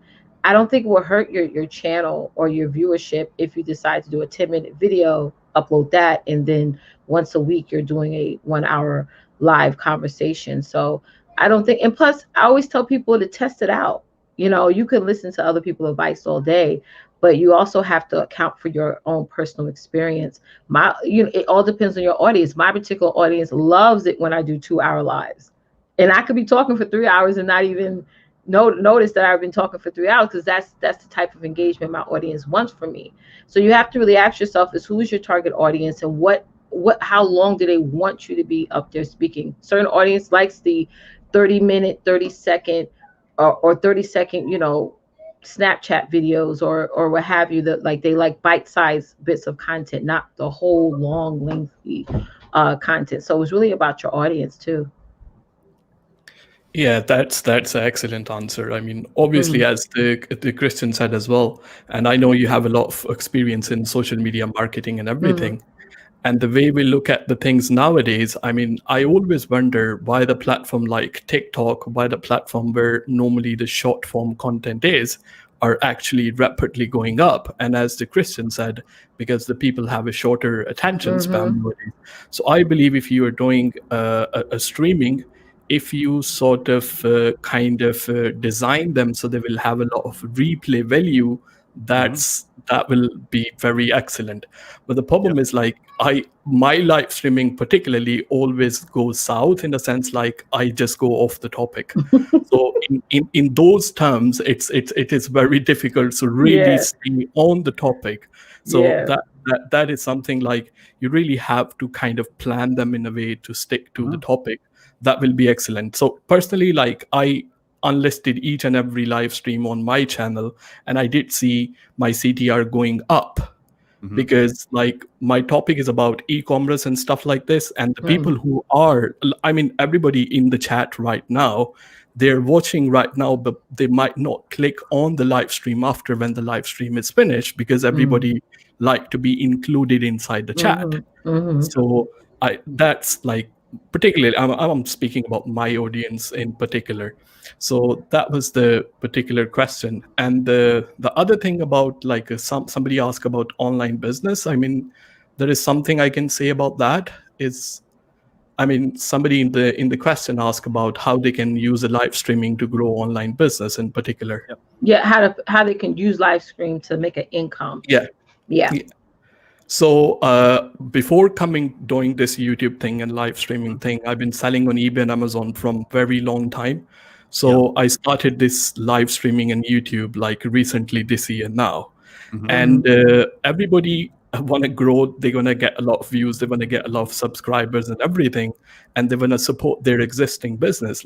How many people in the chat, they want to get 1,000 subscribers and a lot of views on their video, just give me hashtag yes. Just say yes inside the chat. So we all have that kind of thing going on in our mind. So when you have a particular business behind you, you want to grow that business, then you have to see what is the content that you can make around that business. So in my case, I was selling on Amazon, so I could actually showcase those products and kind of give my store link inside the description and tell people if somebody is interested in those products, they can buy from the links in the description. Or you can go around telling people how to sell on Amazon, and then your YouTube channel will be another additional income stream on the top of the business that you have already. So these are the two ways I look at growing. Either you can grow your existing business, which is sometimes a good idea, sometimes it's not. But if you have an Amazon store and you have a lot of information where you can provide a lot of value to your people and tell them how to sell them on Amazon, I mean, that can stand on another income stream as well. So this is something in particular I wanted to say because somebody asked that inside the chat as well. So that's awesome. That was great. That's great. Thanks for one, being patient, and two, coming on. I mean, it's, I know it's hard for people to come on to a live stream, so I appreciate it, and also for asking a really good question. And I like your setup. I like the lighting. I mean, you've created a different mood, obviously. I like that. So, good. No, the thing is, like, as I think we have the guest before that was a JP. I don't know. I forgot the name. Very short memory. So he was saying that we have to have a permission, and that's absolutely fine. The people who are married, they need a permission to actually make some changes inside the house. Yeah. No, that's Walter. Yes. I mean, you can ask the people inside the chat who are asking now. Just give me hashtag yes if that's the case. I mean, the people can say that. Actually, let's ask the question. Let's ask that. This is a really good question, actually. So, for those of you who are live streaming, I mean, I'd love to know, do you? Let's just say, like, where do you live stream from? Yeah. And so from house, whatever you do, you can just do that. So the Christian will be looking at those comments. So speaking of my setup, like somebody else said in the comments, it's really good as well. It's a very basic setup. And we all talk about you need this mic, you need that mic, you need that mic. Honestly, you need a mic. You need to keep it close to your face. And it's a very important thing. You can have a potato mic. If it's close to your mouth, it's going to sound really good. You can have an awesome mic. I mean, this is Rode NT USB. It's about $170. I am from UK, as you can tell from my accent, probably. So it's about £135 here in UK. But if I do this mic like far away from me, it's not going to sound good. The closer it is to me, even if it's an expensive mic, it's going to sound good at the end of the day. And the thing which I love about StreamYard, and everybody in the chat, I mean, must, like, really, this is something you need if you want to live stream. So the thing about StreamYard, even your computer is potato, because if you're using something else, all the work will be going on in a computer. And the thing about StreamYard, it is a web base. So I can record my live stream at the same time when I am streaming at the same time. So it doesn't make a lot of burden on my computer as well. So the set is, I mean, again, the mic is Rode NT USB. And the blue thing, because I don't have any pictures or anything on the wall or something like that. So what I did, it's a very cheap LED light, which I bought off Amazon. So I kept that in the corner there, which gives like a very cool vibe. And again, about the camera looking good in the screen, it's got to do a lot with your lighting. I mean, lighting is more important than your camera. So I have a light here, which is very portable, sitting right next to me, so I can actually pull that as well. That literally cost $25 off Amazon as well. So it's sitting right next to me, and that's why, because I'm very light up. My background is not very lit, but I am lit. So that's why I am kind of standing out from the background, which is very important. You don't want the people to be distracted there as well. And then I have another light on the side. And a lot of people are waiting, so I just kick me out. Thank you so much for having me. Otherwise, that was real good. Yeah, I like that idea that Leo was saying, because I move around a lot. So even though I had this mic, I realized my sound wasn't good because, I move around a lot. So having that headset for me, I would definitely going to get that. Fantastic. Yeah. So Zane, thanks a lot for joining. Do me a favor, just shoot me a Facebook message again. Just like JP, just shoot me a message. We'll chat more. So thank you so much. Okay. So we've got a couple questions. Then we're going to bring Shane up. So we'll take, let's take 3 questions here. Let's see. So how do we add transitions to our lives? Do we need OBS? So OBS, you can use OBS. The ATEM Mini, by the way, has a transition feature. So if you have different scenes or things like that plugged into that device, it will do the transitions. Built within this in the StreamYard dashboard. I know we don't have transitions yet between different scenes. The only transitions you'll primarily see would be like, for example, when I bring up, for example, in this case, this comment, there's a slight transition there, but there's not. So you can use OBS if you want to go that route. There's also the ATEM Mini, which is kind of doubles or triples as another product. What other questions do we have here? So let's see. Do you know this one, Letitia? It's how do I loop videos to play during my live? I mean, I know if you bring it into your, like, I guess, Kenny, I mean, if you bring in the video and put it into your video clips section in StreamYard, that's what I do. Play, but then it's going to stop at the end. It's not necessarily going to loop. And then the other option is you can bring it in as a browser tab. So you drop the video file into a Chrome tab and share the Chrome tab. I guess maybe the best thing to do might be to save the video with looping built into it. That might work. The other option is, and if the video doesn't have any audio, this will work. You can use QuickTime. QuickTime's got a looping feature. So you could play the video in QuickTime and loop it that way, but there isn't an audio option that plays through QuickTime. So you just be sharing the application with just the video. So hopefully that answers your question. Okay. Yeah. I have an intro, so I always put that up. I have an intro and an outro, so I use it for that. Yeah, I don't do any looping though. Yeah, and of course, I mean, VLC, that's a whole nother program as well that you can use. I mean, it's the same type of thing as QuickTime. It's just a open source tool. Let's see. So how do we play music on StreamYard with the least expense? Let's answer that one real quick, and then okay. So how do we play music on StreamYard with the least expense? Well, let's see. So what do you want to? You have something there, Letitia? I always say be careful with that because it depends on if you're going to do it on Facebook, they may end up shutting off your video. So it just depends on where you want to play music on. And do you own the music? If you own the music, then you could play it anywhere. But as far as what software to use, I'm gonna leave that to you, Christian. Okay, so let's talk about playing music. So there's different ways. The easiest way, at least for me, is to have hardware solutions. Hardware solutions.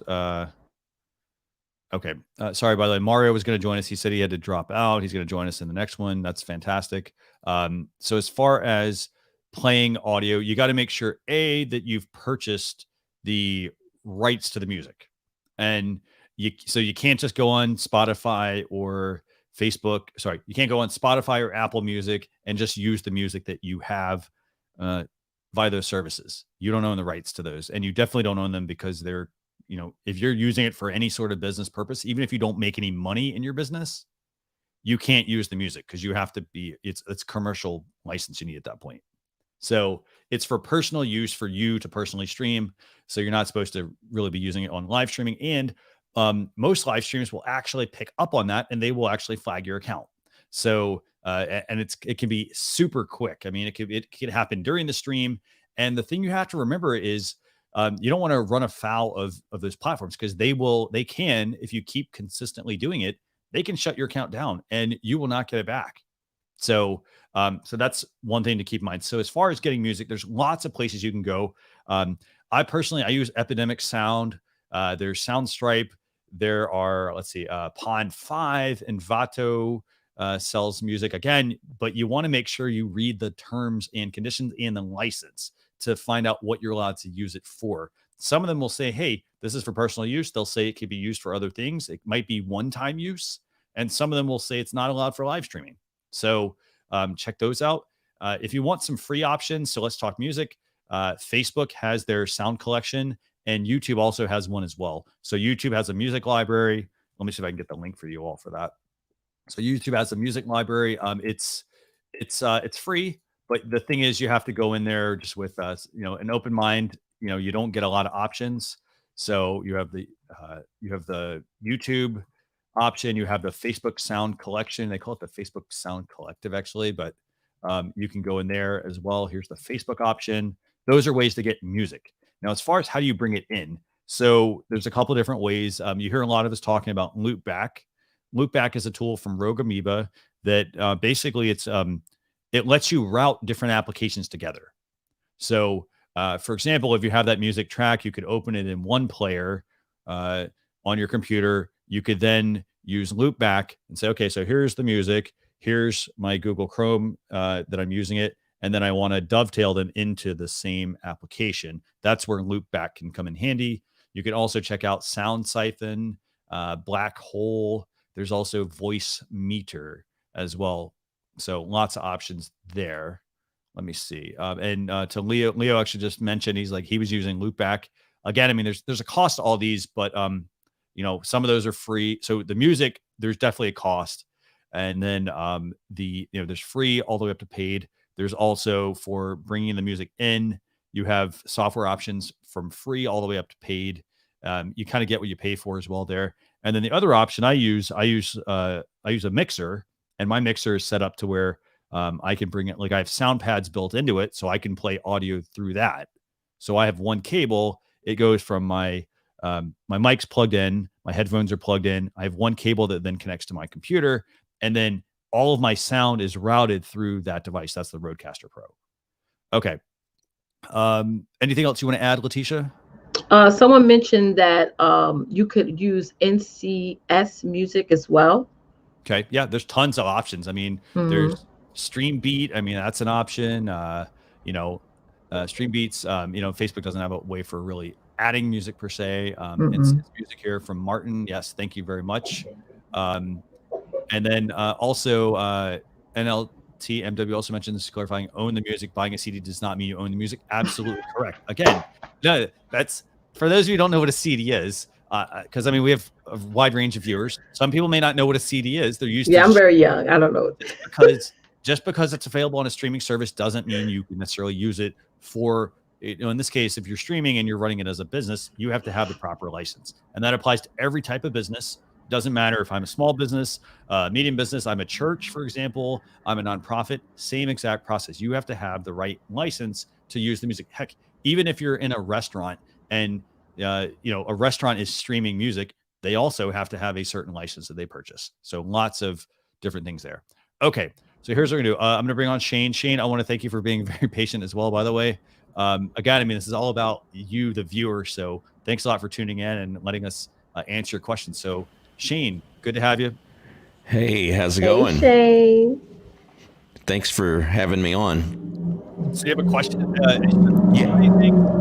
Yeah, I do have a question, and then I have a comment if it's okay. But I guess one of the questions I have is, and you've already addressed it some, one of the biggest, questions that always seems to come around is audio, right? How do I get audio in? How do I share audio? I'm just curious, without knowing you can't share all the details, what the roadmap is potentially for more audio control, I guess, within StreamYard. I've found mostly hardware solutions, but I love StreamYard. So the more I can do in the tool, the more I prefer to do in the tool. But I can't speak to the audio, just like where we're at on the roadmap with that. I know that we've got some, we get a lot of questions during the town hall that we do every single Sunday at 9 p.m. Eastern Standard Time.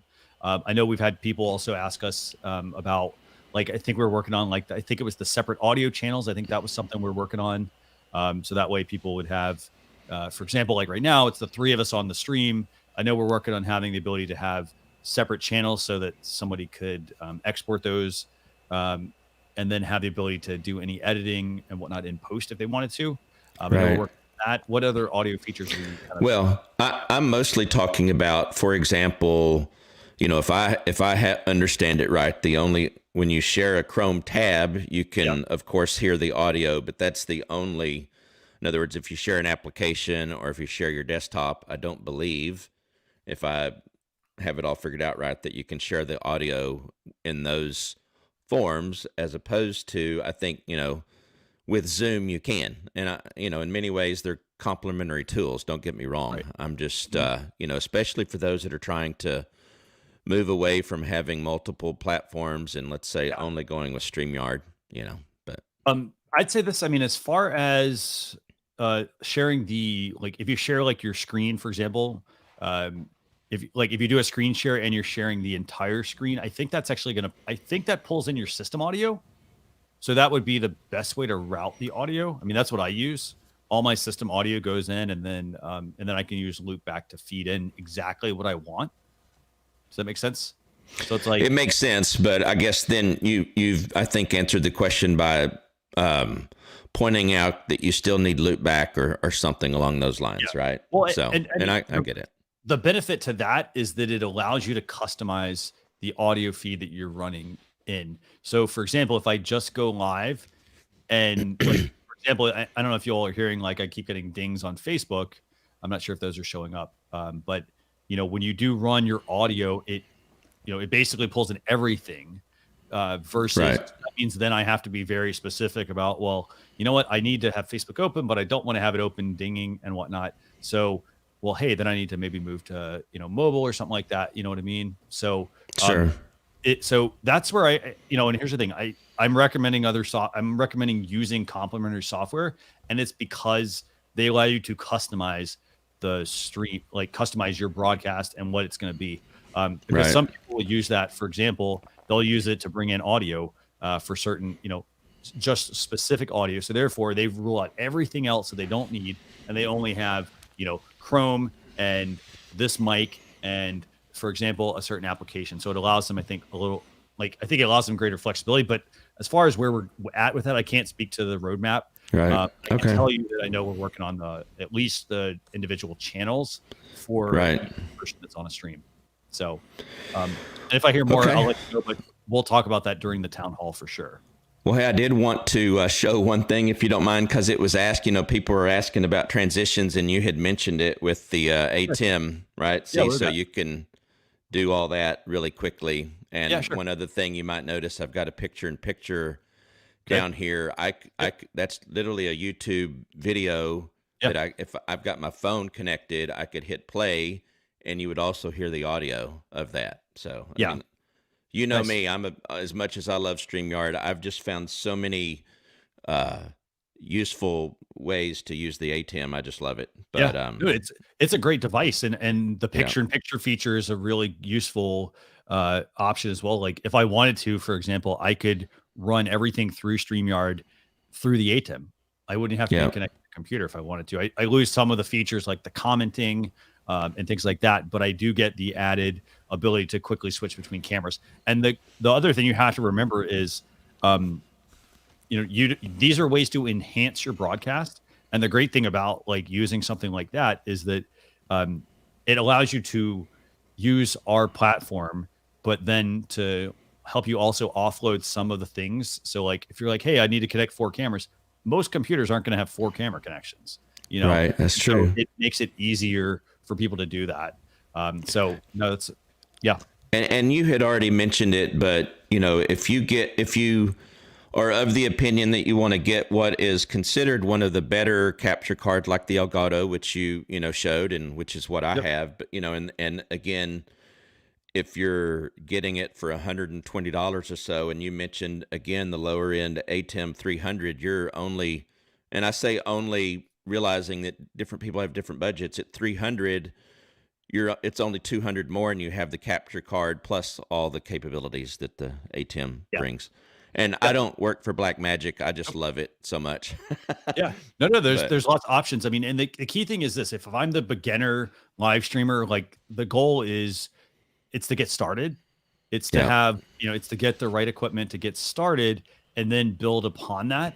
If you're somebody that like, hey, you've already been doing this for a little while, it's a jump you can make, for example, and it goes back to what I said earlier. I mean,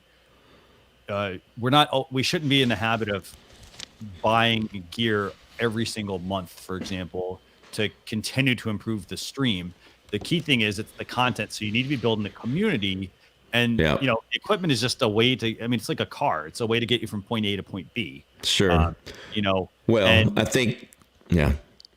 I just wanted to say I started out with the built-in webcam and the built-in speaker on my computer, and obviously watching people doing more streams, I figured out ways to improve it. And to your point, I completely concur that at a point, it's your content and the quality and the value that you're bringing is much more important, and also people will forgive certain things with regards to your production quality if you're providing value. So I completely agree with that. So it's fantastic. great. Well, I know you've got other people waiting, so thanks for letting me come on and ask a question. I just appreciate so much this software.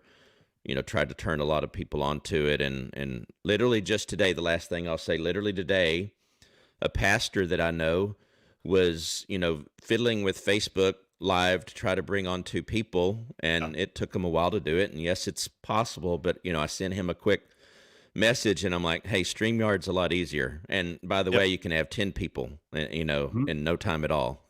Right. So hopefully you'll have a new StreamYard user in the next few hours. Fantastic. Yeah, and that's the one thing with Facebook. I mean, Facebook has they have a live feature, and they have the ability to bring on a single guest, but it's not available to everyone. That's the other thing. It's been like this for actually a couple of years now. That they had the ability to, like, some people would get it, and then it was like, well, it was only available on mobile, and then it was only available to some users. So there's all these different nuances. And so using your platform, definitely check that out. So thanks a lot for joining us. I appreciate it. You bet. You guys have a great one. Thank you, Shane. Yeah. Bye. Bye. Okay. So just a quick note. I mean, if you have any questions, put #ask. Keisha and I'll do our best to go through and answer as many of them as possible. I know one question that did come up here. Yomi was asking any inexpensive alternatives to Black Magic. Let's see. So do you know of any offhand, Letitia? I don't. Yeah. I absolutely don't. So I know there's a couple of other ones out there. There's one, it's called Feel World, actually. And by inexpensive, by the way, it's $300. So there is one, it's called Feel World Live Pro. That's an option. But again, it's $300. It does have some of the options that the Black Magic does. It adds a couple other little features that they don't have in the Black Magic. But again, I mean, it's $300. So I don't know how much more as far as an alternative. I don't know where you want me to go with that. And also, y'all remember, it is a business expense. So if you're doing your proper bookkeeping, you can write all these things off. Okay, so keep that in mind too. It's an investment, a returnable investment, but also keep in mind that keep your books together so you can write some of these things off. That's all it is. Definitely. And then just to Leo's point here, by the way, Leo asked another good question. Let me find it real quick. Or sorry, Leo didn't ask a question. He was actually saying, spend slowly, but in order, audio, lighting, camera. That's right. And so, your biggest expense is going to be the audio. And the key thing also to remember, I tell people this because I have a podcast called Launcher Live, and I use my audio equipment for like my podcast. So it's not like I'm using it for one solo task. I'm using it for multiple things. So definitely keep that in mind. I love that point, Leo. Bam. He broke it down. Definitely. And I mean, for audio, you could start with $100 microphone. We mentioned last week the ATR 2100. I think that was $80 to $100.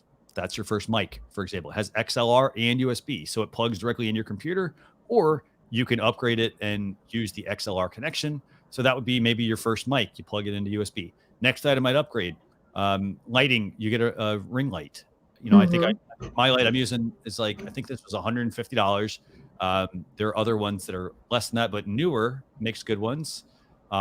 There's also, and that's just typically the standard ring light.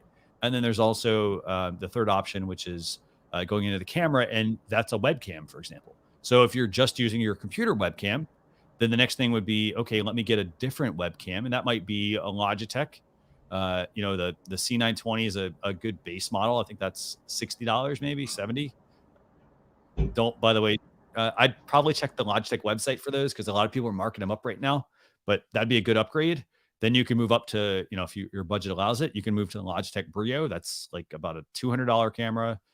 Or you can move up to the DSLR. And that's where then you start to have, you know, you need the capture card, for example, and then you need the camera and you need the lens. So lots of different things to change. Cool. Okay, so we got Alexander here in the background as well. So let me bring Alexander in real quick. And again, I mean, if you have questions, #ask. And for those of you who are watching, by the way, be sure you stick around. We do have, we're actually going to do a giveaway towards the end of the broadcast here. Not there yet. Got, you know, I'll stream for as long as you guys want. So, but let's go ahead and bring on Alexander in. And remember, if you want to join, very simple, just go to Facebook, send me a message, and I will, a Facebook message, and I will send you the backstage link to join me. That way, you know, we kind of, you know, who's coming in and whatnot. So just do that. And I'd appreciate that. So, okay, Alexander, good to have you. Hey there, guys. How are you? Hey, Alex. Very nice. Hey. So Yeah. okay, so who are you? What do you do? And then let's talk what your question is. Okay, I run 2 different shows, both about photography, one in Portuguese, Brazil, every Tuesday, and another one in English every Thursday, 6 p.m. CST. And one of the questions that I didn't see coming up, and I think it's a very important question, is how do you do to keep your rhythm when you get to live and you have 0 viewers? You have no one there. It's just you and you. Sometimes you and your mom. It happens to me at the beginning. So can you kind of elaborate on that a little bit? Okay, so what do you mean written? Okay, for people who start to keep your pace, to keep your energy, because this will be on the replay. You're not going to take it down. And what can you do to keep your pace and not lose your energy, seeing that there is only 1 or 2 persons watching you? Letitia, do you want to take that one? And then Alexander, a couple people are saying, hey, they're hearing some popping with your mic. So I don't know if there's a way to popping. Yeah, it's like I'm hearing a little bit of. Okay. Check the gain, maybe, according to JVlog. Is it better? Keep talking. I will keep talking just for test the mic. Is it still popping it? I think it's better. Yeah. So, keep that up. Yeah. No, that's good. Okay. Yeah. So, Letitia, you want to take his question? Well, you know, when I first started off live streaming, I probably had 1 person. Like when you mentioned your mom, that 1 person was a mom. In my mind, I would sort of like play this game with myself where I pretend that 1 person is 1,000 people. And that's what you got to do sometimes, is just show up as if there's thousands of people watching you in that moment. You know what I mean? And what I also used to do in the beginning, and I still do it now sometimes, is I will cover the views. Like I will cover the amount of people who are watching, like numbers when it goes up and down. So that way I wouldn't focus my attention on that, where I'll just see the timer, but I won't see the views. Because the thing is that over 75% of your audience goes back and watch your replays. So really you're going live for them. You're going live for the fact that this is going to be content that you're going to use for the future. So my number 1 role as an entrepreneur and job is to produce content. And that's what I show up for. And if we're only paying attention to the numbers, then we're going to psych ourselves out. And you know, that inner audience comes in our minds and saying that, hey, nobody cares about what you're saying. You know, you're not great and all these things. And you decide not to do it. It's just consistency wins. So show up anyway. Keep showing up. And what I also used to do is I used to go live before the live. So I would go live maybe about an hour before I was actually going to do my live. And I know StreamYard, you could set a reminder and things like that. But I would go live, like for the show, I went live on my page and I said, hey guys, I'm about to do the show on the StreamYard channel. Here's the link, go check it out. And that's what I would do as well. And as you build up an email list, you can also send out, you know, email notifications. It's work, but when you are consistent at it, you're gonna get a lot of people that are going to eventually watch you. And then now you're going to be like, oh my God, there's so many comments, like with Walter, so many comments coming up. Yeah, it happens already. Yeah. So it's like as you elevate, you know, it's like another level, another devil, another thing to say, well, how do we keep up with all this engagement? This is too much. So keep at it. You have a great setup. You have an awesome voice. You know, just keep at it. So I mean, the one thing you got to just be careful with. So part of it is equipment. So I'm gonna talk equipment. A lot of people will make that initial investment of equipment, which there's nothing wrong with buying equipment, but you need to have an audience. So if you don't have an audience, for example, and you're going to start streaming, the one thing you want to do is you want to start trying to build the audience first before you start making the big equipment investments. Yeah, I'm kind of like you. I'm kind of hyper-posing my equipment, my gear. I'm a photographer, so the lights are here, the cameras are here.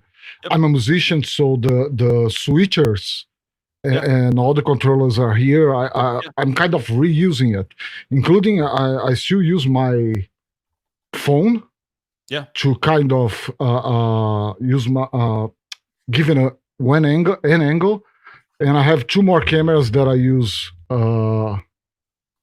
for the show. So I'm just using what I have and trying to not spend more money on it.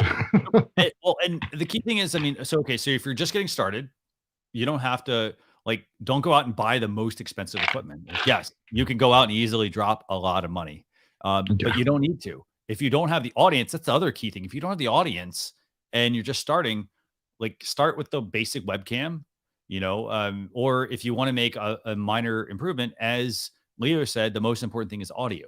So invest in a microphone, for example, you know, or invest in a microphone, and then, you know, maybe you get the Focusrite Scarlett 2i2 or something like that. It's an audio interface.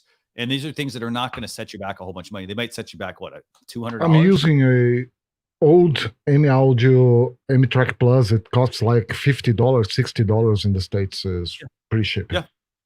No. So there's lots of, I mean, so you don't need to make a big audio investment initially to get things going. And then the key thing is, once, you know, in order to build the community for your live stream, like if you're doing a live stream and no one's tuning in, this is the first thing I'd say. Okay, well, you need to be honest with yourself. Are people do I have a community of people? Like if I'm just going live for the sake of going live, you're not going to build an audience right off the bat with that. You have to be consistent with how often you go live. But the key thing is it's going to come back to the same thing we said earlier that Letitia and I said. It's about the content you're sharing.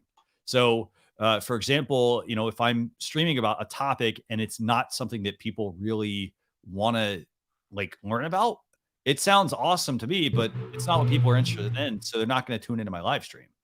And there's the other part that Letitia said too is the patience, because when we start, we had we had 1,500 subscribers, but we had 2 people in the live. Today we have 40. And when the engagement really starts, it's kind of hard to deal with it, because we ask people to send pictures so we can review the technique, and you get 2 pictures for each one in the live. You get 80 pictures to review. It's kind of hard, but the patience is, keep the show and keep the energy at the beginning is really hard. It's really hard. Yeah, well, and back to your point, I mean, you did ask, you know, hey, about how do I keep that energy up? I mean, part of it is knowing you yourself. You have to go in there and you have to think. Somebody made they made the comment earlier that just think of it like, hey, you're in a stadium with a full stadium, you know, and with all those people in that stadium, even though you're an empty stadium, just think about you're in a big stadium and you're speaking to a bunch of different people. You have to be confident on camera. You say something, Letitia? Yeah, you got to be confident all the time. It's the same thing. I do my own live events and I do live stream. It's the same momentum. So when I'm in the hotel room about to go down and speak in front of my clients, I still have to have that energy throughout my presentation. It's you have to channel it. And if you enjoy what you talk about, you don't need to channel anything, because it's you. You know what I mean? It's what you want to talk about. It's the things it's the pain points that you want to address with your audience. Is what you want to share. So that's where the energy comes from. It's not about how many people are viewing. It's about It's what you have to say. Do you feel like you are the head or the lead in your particular industry? Like I come on live and I be like, I'm a badass, excuse my French, but that's what I think in my mind. And I show up like that, whether it's one person watching or whether it's 1,000 people watching, it doesn't matter. And people tap into your energy.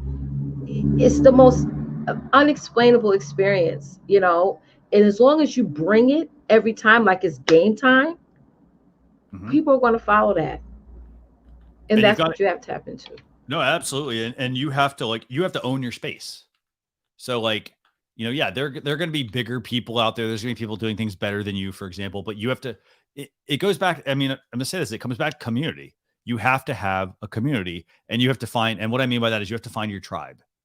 So, if you're just starting out, for example, let's say you've spent years working in real estate, you've already built a network, or hopefully you have.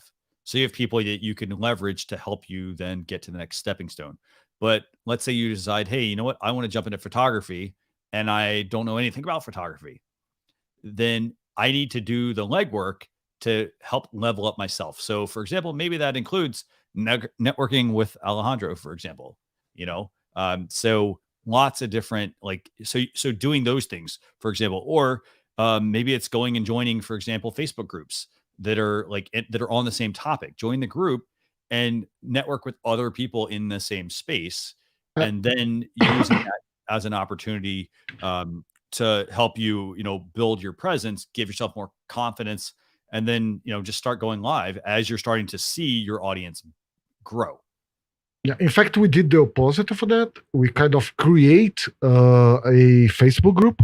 Yeah. We create a Facebook group from scratch, and it's already with 3,000 subscribers that are slowly joining the community on YouTube. Yeah.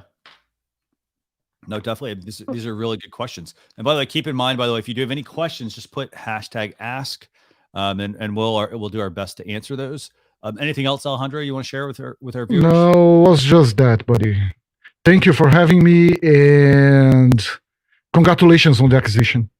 Thank you. Yes. By the way, just a couple of quick notes. Again, I mean, if you have any questions, just hit #ask. Letitia, let's if you want to, feel free to go through the comments. I'm trying to get somebody else on. I think it's, what's her name? Liz Lee. I think she was having some problems getting in, but I think she needs to come through a different browser. Let's see. Yeah, guys, hit that like button. Hit that like button. Thank you, Zan, for reminding people to do that. Consider even if no one is, Zan said, consider even if no one is watching, keep going, because when someone pops in, they want to see energy. That's true. And sometimes it's the algorithms too. Sometimes people don't get notifications until you're like maybe 10 or 20 minutes into the live. So you still want to have that high energy. And even as I was telling this to Christian before we went live, was that, you got to engage with the people who do come in to your live. Live streaming is a conversation. You got to, I always shout people's names out when I see somebody pop in my live, or when sometimes we can notice when somebody left the live and came back. I say, hey, Trees, thank you so much for coming back. Where are you guys watching from? If you're watching this on the replay, type in #replay. Tell people what you want them to do and they'll do it. I know we just like to talk and get through our bullet points, but maybe if that's the type of person you are, you want to just run through the content and end, then maybe you should just upload videos. But live streaming is about the conversation. You want to engage and interact with everyone who comes on and watches your live. And I love that, StreamYard gives us the option to do that by having us post the comments. I love the new updates y'all have now with the brand new way to pop the comments up. That's so amazing. Oh, awesome. So while I'm trying to get Liz on, by the way, Liz, just if you're watching, one thing you have to know, if you guys do want to come backstage, one thing you're going to need to do, hold on one second. Yeah. One thing we're going to do, if you do want to come backstage, if you're on mobile, if you're on, for example, iOS, you're going to need to use the Safari browser. So copy the link that I sent you, paste that into Safari's browser. And then when you do that, that will actually get you into the browser. If you get an error message that says hey, you're not in Safari, it's basically telling you what to do, but just you got to open the Safari browser. that's the only way I can bring you in, because that's the only way you're going to be able to join the broadcast at that point. Yeah. Okay, so another couple of questions here actually I saw. So let me find this one real quick. Yeah, I saw some Somebody was too. asking, can I share a Chromebook screen with StreamYard? That should work. So if you're on a Chromebook, I mean, again, if it's a laptop, so you should be able to do screen share at the bottom, and then it should pop up the window to choose whether you want to share the entire screen or the application window, or if you go to the Chrome tab option, it'll let you share the Chrome tab. And remember, if there's an audio that you want to play, just click the checkbox. Okay, so Liz Lee is here. So let's see what Liz has to say. So Liz, thanks for joining us. Thank you. Thank you for being patient. Hi, Letitia. Hi, Liz. Finally it worked. So my name is Liz, and I'm an independent consultant with Paparazzi. Okay. And I sell fashion jewelry and accessories. So I'm trying to get an audience, or and at least keep an audience during my live. An audience that's willing to buy, and it's been very difficult. Okay. I've had no success. Well, how often are you going live? I would admit I have not been consistent. Okay. So I know that has been a problem. Because I've been feeling very discouraged about it. So because I was trying to go at least weekly, like on Fridays. That's originally how I started, on a Friday night. So I try to go at least once a week. Okay. So what are your, okay, so let's do this. I guess the first question is, do you have a group of customers, for example, already built in? Is this kind of like a network marketing company, or is this It is a multi-level marketing company. Okay. And no, I don't have customers built in. I have to start from scratch. So I've had a few people purchase from me online during the live, but really not enough to sustain the business, So that's really where I am right now. And how long have you been doing it? I would say, I would say probably from in the summer of last year. I started like in the early summer. Okay. Yeah. So you've been, go ahead, Christian. No, go ahead, Letitia. So you've been in it for almost a year. You only been going live about once a week, but not so consistent. So would you have to say it has to do with the amount of action taking that you have put into the business that's resulting from, is a result of you not having so many customers? Do you feel that if you had went live more often and been more consistent from the time you joined to today, do you feel that you will have more customers right now? I'm not sure if the answer is yes to that. I'm not sure, because there was one time where I was being consistent. But how long? How long were you consistent? I don't remember. Maybe not. I'll take responsibility that I have not been maybe as consistent as I need to be. But I feel like there's so many of us in this business. It's so competitive that it needs more than me just standing in front of a camera selling this jewelry. I need most of the successful consultants who have like a great following that consistently buy from them, they have received some type of help, is what I'm finding out. They didn't just do it on their own. And also they started because Paparazzi hasn't been around for that long. Right. So they started when that company began. So they just have that. The only difference between them and you is that they started off early. They have an advance than what you have. But right. Like most people who that are other consultants that I follow, that are doing really well. A lot of them, I noticed, like the timeline is like 3 years. you know, I know a couple of them who I follow who that's it since 2017. They've been in the business, and they all say, you know, it started off very slow, but I think in order for them to get to where they're at now, it was not on completely their own doing. Like it wasn't just on their own going live. That's just not enough, you know. They had, you know, they were involved in some type of marketing strategy, you know, some kind of assistance. And I've been doing ads on Facebook, you know. I post, you know, I try to follow all the tips that we get through the company and through my team. And so I've got a couple of things for you. So I will say this. The first thing I would say is don't run ads. And there's a reason why. So I used to work for I've worked for a network marketing company. I'll say this, Facebook and all the social media platforms, they're cracking down on MLMs and multi-level marketing and that kind of stuff. So if you're running ads, it might partly be seen as spam. That's a big thing. So, you know, and if your ads are really good, they have to be really targeted to get in front of the right people. So, you know, so you might be told, hey, run ads. You're, in a way, you're sort of throwing your money away there. The things I would do before I even ran ads, you need to network with people. So you need to network like IE on your end. You're going to need to network with people. You're going to need to, you know, maybe see if some of those people that are successful, because the other thing is, yeah, like they might get put in your, I assume you guys have a downline or something like that. They probably get put in, you know, they might have gotten slotted into a certain spot in a downline as well. That also then helps them. So as you mentioned, the help part, but the other flip side to that is the fact that like you need to be trying to network with people versus just going live. Because if you just go live and you have no audience, it's going to be discouraging. You're not going to necessarily you might get a few people to tune in, but you also have to remember those people may not be buyers at that point. Like if I don't know who you are, for example, that's not going to help. Like that, you're not going to immediately convince me to go buy something from you. Right. So you need to have, you need to be networking with people.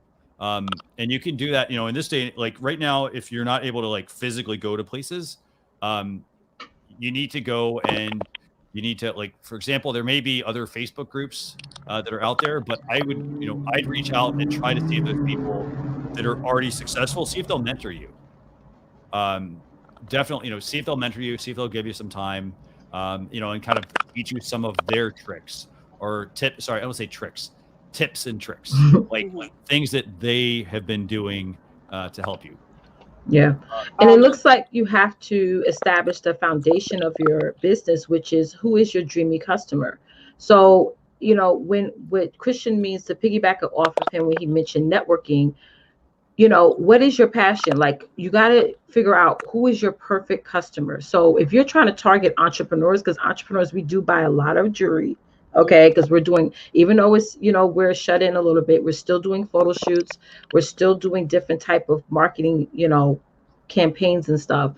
So we would buy your pieces. So maybe you should join entrepreneurship groups, like entrepreneurship networking groups, to where you can go in there and share your value. Don't spam, don't inbox everyone in the group, but join communities. Like I have a client who is a mother who teaches people how to nurse other moms, but she also has a network marketing business. So she's inside those groups of nursing moms. So now they see she gives value in those groups. They check out her page. Oh, she sells this, she sells that. Let me find out more about what she has. So it takes work. Networking, it's so true when they say your network is your net worth.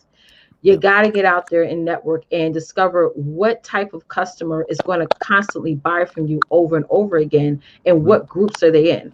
What type of woman is she? What is she looking at right now? That is so important, because just like Christian said, and just like what you mentioned, going live is not enough. You got to do more outside of that bubble to get more people to your page. Right. And so I've joined other groups. But they're all you know, selling groups, you know, and get out of those. So I have a question. Sure. Okay, you mentioned that the ads might appear as spam, but Facebook is encouraging me to do these ads actually, and they are approving it. Well, so why would it be viewed as spam? So there's two sides of this. So Facebook, their business is it's partly connecting people, but their revenue is generated primarily from ads. Like 90% of their revenue is 80, I think it's 90, 95. It's a lot. Most of it is done from ads. And so people want to let me see something. So people want to be so Facebook wants you to spend the money. So Facebook, you're going to have those prompts on Facebook. You're going to have people asking, you're going to have Facebook encourage you to run ads. But the other part, hold on one second. So the other part to that is, so Facebook wants you to run ads, not a big deal. Now, the reason though that I said that, they might be considering that spam and things like that is because Facebook, TikTok, all these platforms, the social media channels, they are blocking MLMs because they don't want MLM businesses on their platform. And that's because there's a lot of spam usually associated with that. So that also means that, also means that you're going to have to, that you're going to have to get creative with your with your practices. So to Letitia's point, she said, hey, go join other Facebook groups. So fantastic. Join some other Facebook groups, but don't go in there with the mindset of, okay, now I'm in this group that's got 10,000 people and I'm just going to start spamming them with my link. I need to provide value. I'm going to say, I almost want to say sort of like you have to earn your stripes, like Letitia, maybe that's the right phrase. I'm sure. Like you need to go into the group and you need to go in with the mindset of, I'm going to be helpful to people with no intention of selling anything to anyone. Yes. And then people, over time, they might see you as that person that hey, you know what? Oh, she's really helpful. Then they might want to have that conversation with you. So it's like you probably have seen the funnel model. You're starting, you've got all these prospects and people at the top and you're slowly moving them down the funnel. So not everyone's your ideal customer. And at the same time, not everyone's ready to buy from you. So you have to find the right people to do that. And that's going to be the networking side. Yeah. And and Facebook will always encourage all of us to do ads, but what gets us in trouble is the copy that we're using. And it says it right there in black and white, in the terms and conditions of all ads, that you may get away with it the first few times or maybe the first 10 times. And all of a sudden you get this notification, hey, your ad account has been shut down because your business is an MLM, it's affiliate, it's a this, or that. And you also got to look at, okay, I'm running ads. Am I making any profits from it? Because guys, you don't want to just keep throwing money. Facebook will always take your money now. Yep, okay. Exactly. They ain't got no problem with that. Whether your ad is successful or not, they're going to take that $5, $20, however much you're going to spend. But you got to look at it as a business owner saying, okay, I did this ad. Did anybody join my group? Did anybody join my CTA? Did anybody buy a product? Those are the things you have to weigh in when it comes to that. And so, Christian's right. Ads for your particular industry, unless you have somebody coaching you in ads that is familiarized with your particular industry, that's going to show you the right way to do it, I wouldn't waste my time investing any money into it. And that's where, to that point, I would also say this. I mean, there are a lot of people that they'll say they're a Facebook ads expert or whatnot. Don't buy that. You partly need to do your research to see if those people are actually worth it. Talk to other people outside of saying, for example, if it said, hey, Letitia, can you send me a reference? And if I was going to have her do something for me, then of course she's going to probably, I'm saying that she would send me a positive reference. Oh, hey, this is a friend of mine or something like that. She'd send me the right references. I would then say, well, hey, let me go outside that bubble and let me actually talk to other people that know Letitia and see what they think, for example. So that's part of it. And as far as going back to what I said, don't be afraid to reach out to other people that are in your, that are in that business as well, that are successful, and ask them what tactics. I would say tactics. Ask them what they're doing, for example. Yeah, absolutely. Them, what marketing tactics they're using, for example. If they're running ads, just remember you may not be on the same level as that person. So if they've been in the business for 3 years and you've been only there for a few months, for example, or a year, what steps did they take to get to where they're at? That's right. For the most part, they're going to be interested in answering that. I mean, that even gets me to the point of live streaming, for example. People who ask the question, well, hey, how do I get guests on my show? It's really as simple as just asking something. a lot of people are afraid to reach out to that big person, for example, because they're like, well, hey, they're much bigger than me. They've got 10,000 viewers, you know, and I've only got like 5 or something like that.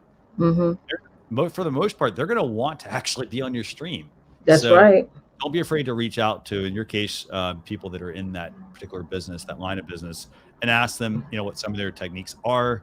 And then as far as I mentioned with the ads, I wouldn't run the ads, as Letitia said as well, because if you do run ads, again, I mean, Facebook wants you to, you know, you're basically opening your wallet saying, hey, Facebook can take all your money. Facebook is not in the business of making sure your ads are optimized right, making sure they're reaching the right target audience, making sure that they're getting in front of the right people, for example, making sure it's the right copy, the right image. It's not up to Facebook. They're just a content. So just keep that in mind. And one last thing I want to mention is that I started out in network marketing before I decided to do coaching and services. So, and I rose to the top of the compensation plan, all from promoting online. Back then, everybody was doing home parties and vendor events. That was not me. I'm a New Yorker. I didn't want to be traveling from house to house selling my products. So I started out doing virtual events, doing virtual parties, back then we didn't have Facebook Live. We had like Google Live, which was super glitchy, but I'm like, girl, I'm gonna get on there as well. So it's consistency. It's you also joining communities that your target customer is in, and like Christian said, giving value. It's work, you know. It's not just, you know, that's what I'm saying, going live just once a week, that's not even enough, you know. Go live more than once a week, you know. So you got to have all these systems in place, you know, do all these activities to get to the top, and stop looking at everyone else. You know, their process is their process. Okay, that's what they're doing. Because I know in network marketing, it's so easy for us to say, well, she's doing this. When I was in network marketing, there was this girl that was doing 20 home parties a month. I used to be like, I got all these kids around here. I can't be doing 20 home parties a month. I want to stick to online. So I focused on what was my process, what was my plan to get to the top. And I only had 18 people on my team.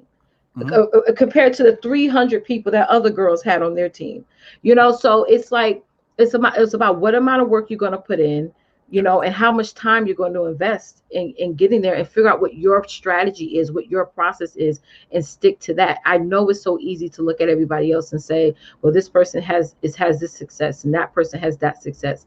And you got to just get turned off by that and say, you know what, I'm not going to look at them. I'm not going to be in my uplines, you know, paying so much attention to my upline or downlines groups. I got to focus on my strategy and my plan to get this inventory out the door. And that's it. Yeah. And just a couple of comments here as well from other people. I mean, they said, you know, Francois here was asking, like, you know, do you have a show? You know, again, I mean, a show is a vehicle. So, you know, you could, for example, you could start a show. And, you know, and there are things that it comes down to, like, okay, so, we had talked about this sort of earlier. It's an investment. So when you start live streaming, you know, it does afford you the opportunity to open you up to other people, but you need to make sure that, for example, the topic you're talking about is something that people are interested in. So so I'm gonna help you with that, Liz. Yeah. My mother worked in jury. My mother worked in jury for over 30 years, and she always said this is 2 reasons why women buy jury, is to feel good and to expose who they are on the inside, outside. Okay. So for me, for example, other than this piece, normally my pieces are very gaudy. They're very long. They stand out because I'm a very much like loud, live, in the charge type of girl.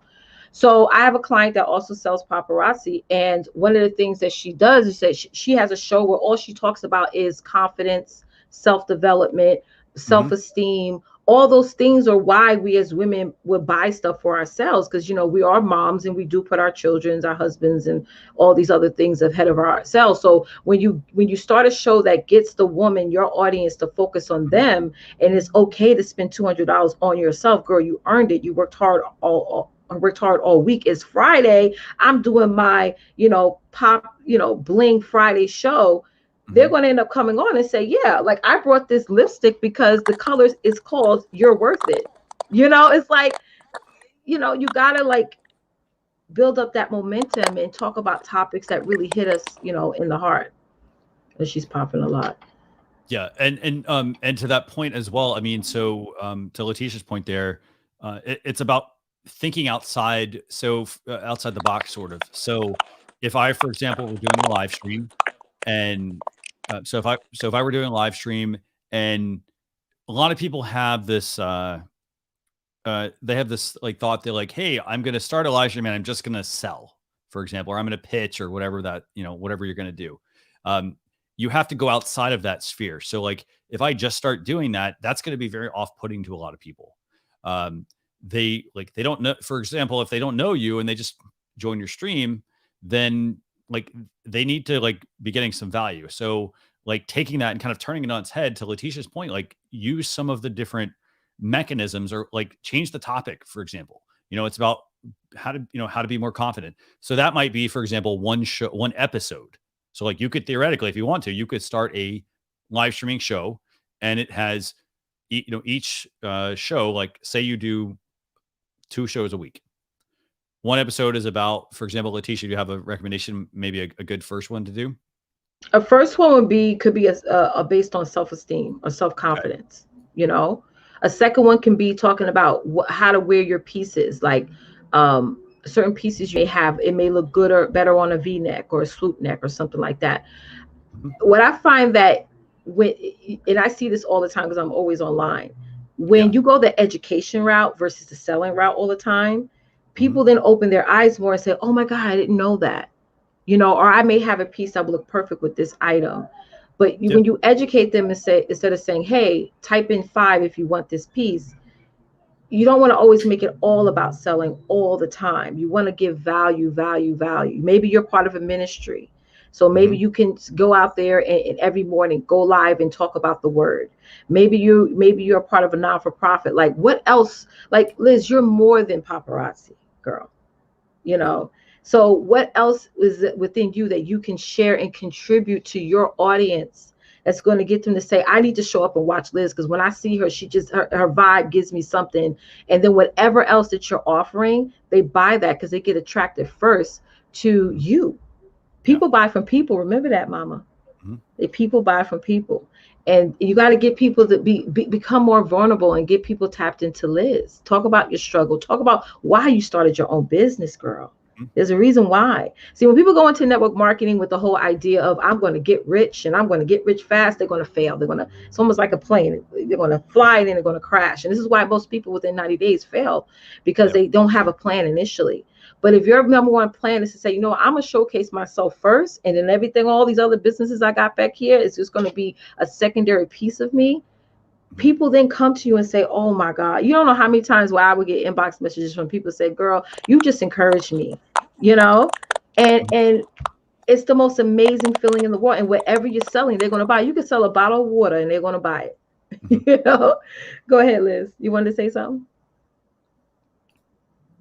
Do you want to say something, Liz? Anything you want to add?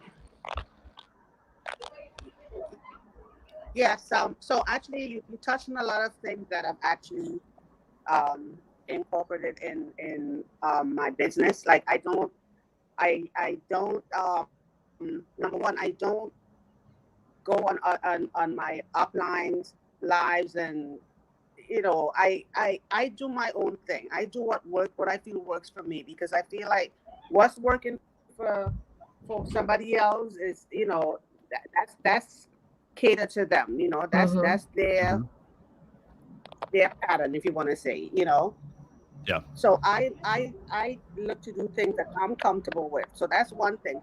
But of course I look at people who've been in the business longer than me. I do go on their lives, and that's how I recognize certain things. Plus we have talks. We have the uplines have pep talks and motivation, lives and stuff to help us with tips and things that we can do to help grow our audience.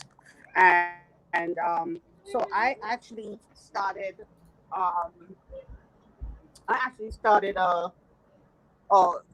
wasn't thinking of it as a show. I'm sorry, I'm cooking at the same time. So I wasn't actually thinking of it as a show, but my profession is mental health. So I was doing talks on depression, Yes. and it drew a lot of people on when I will have those lives, because people can identify with it, So that's something that I do sometimes. So I have opened myself up to the rest of the world, I would say, because my page is public, so that it's like I'm not coming across like I'm just selling stuff. So like you said, you have to be vulnerable. After, it's like they're buying part of you. They have to get to they want to get to know who you are, person. So I think in that area I've definitely been doing that.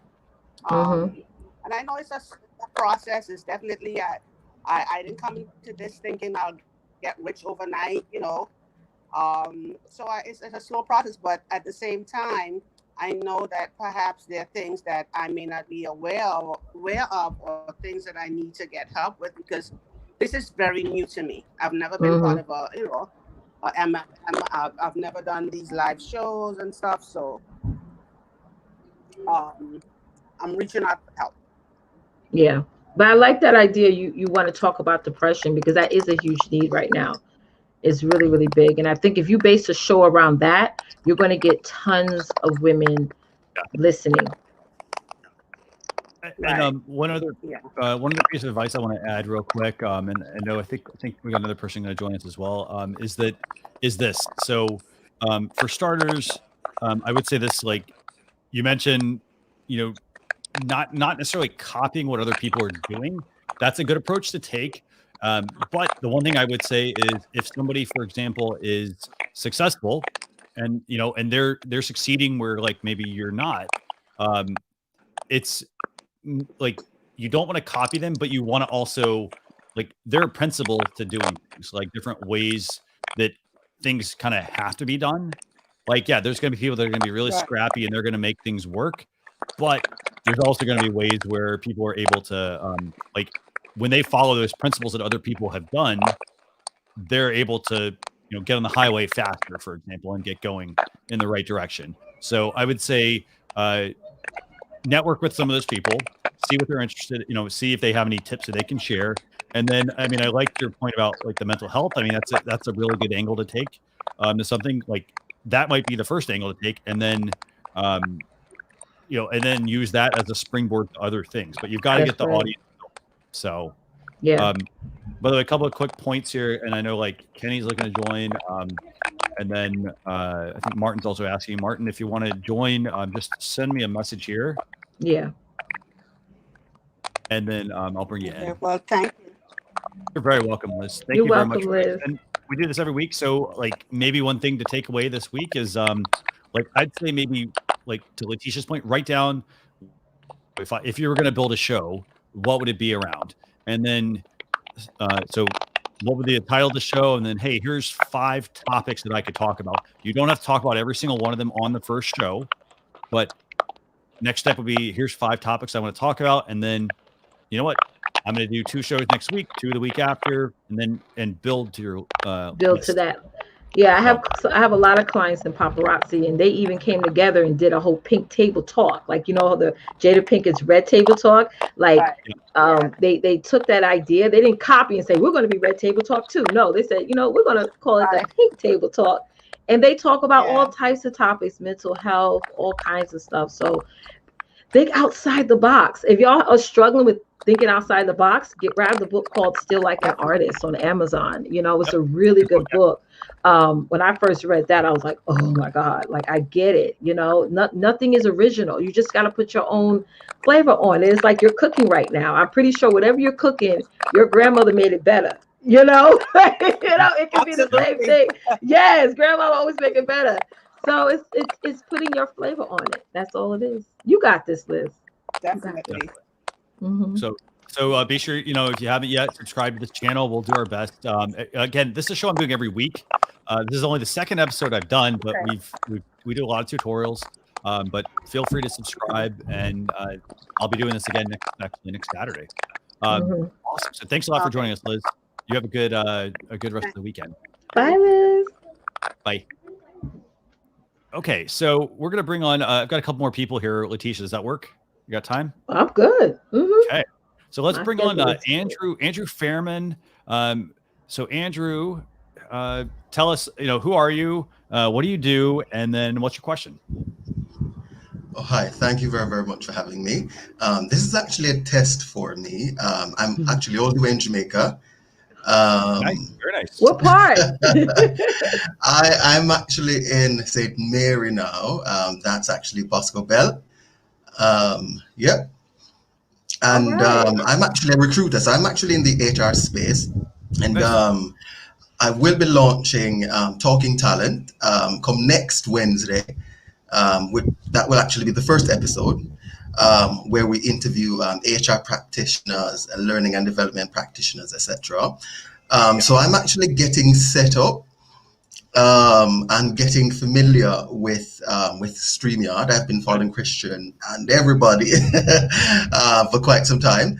So what advice would you offer someone who's just about to start? It's about a 30-minute program, and we have 3 segments, 15-minute live interviews with what we call Meet the Experts. Then we have a 10-minute video commercial. Well, not a commercial, but a pre-recorded video. So what advice would you give for starters like that? So as far as the time, how much time overall are we talking about there that people would be spending? So you mentioned a 10-minute video. I'd almost say that you might want to cut that down from 10 minutes to maybe try. You have to remember people's attention span these days. I'm not saying, hey, you have to actually make it shorter, but a lot of people, like, if the video is the video can be really good. If it's really good, people will watch it for 10 minutes. It doesn't matter how long the video is, but it has, you kind of have to make sure that if you're showing a 10-minute video, let's say there's a dip or a lull or anything in between, that could really get them there. At that point, they're like, hey, there's exit, they're out, so just kind of keep that in mind. How much time do you think? How much will they be spending? I guess overall with you, in total. Only 30 minutes actually. Okay, 30 minutes. The entire program, yes, only for 30 minutes. Okay. Letitia, anything you want to add here? So you're going to have people actually come onto the broadcast and you're going to interview them. Is that what you're saying? Yes, the first 15 minutes is actually a live interview. Okay. And then the second half is actually getting a pre-recorded testimony of one of my clients, etc. It's kind of like I'm trying to copy a TV show, so to speak, where even my clients can advertise the show all within 30 minutes. Let's sit next so you can see if it works. So I know you guys are the experts, and I'm just here. Hey, what advice, what feedback you can give for somebody like me? Okay, so whoever you're going to have on as a guest, they should also be promoting the show as well. So that way you can build traffic in outside of your current audience. You know what I mean? That's number one. How does the second half relate to the first half, though? Because it seems like this can be a 2-part show here. Yeah.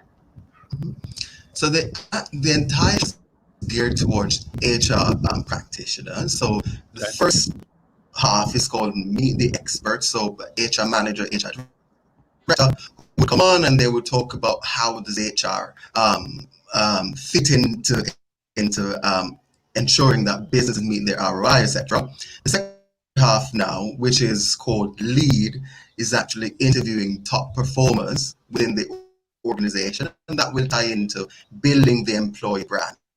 And this last 5 minutes feature, which is called Career Journey, or Career News. You were saying you're cutting out. What was that? I'm sorry.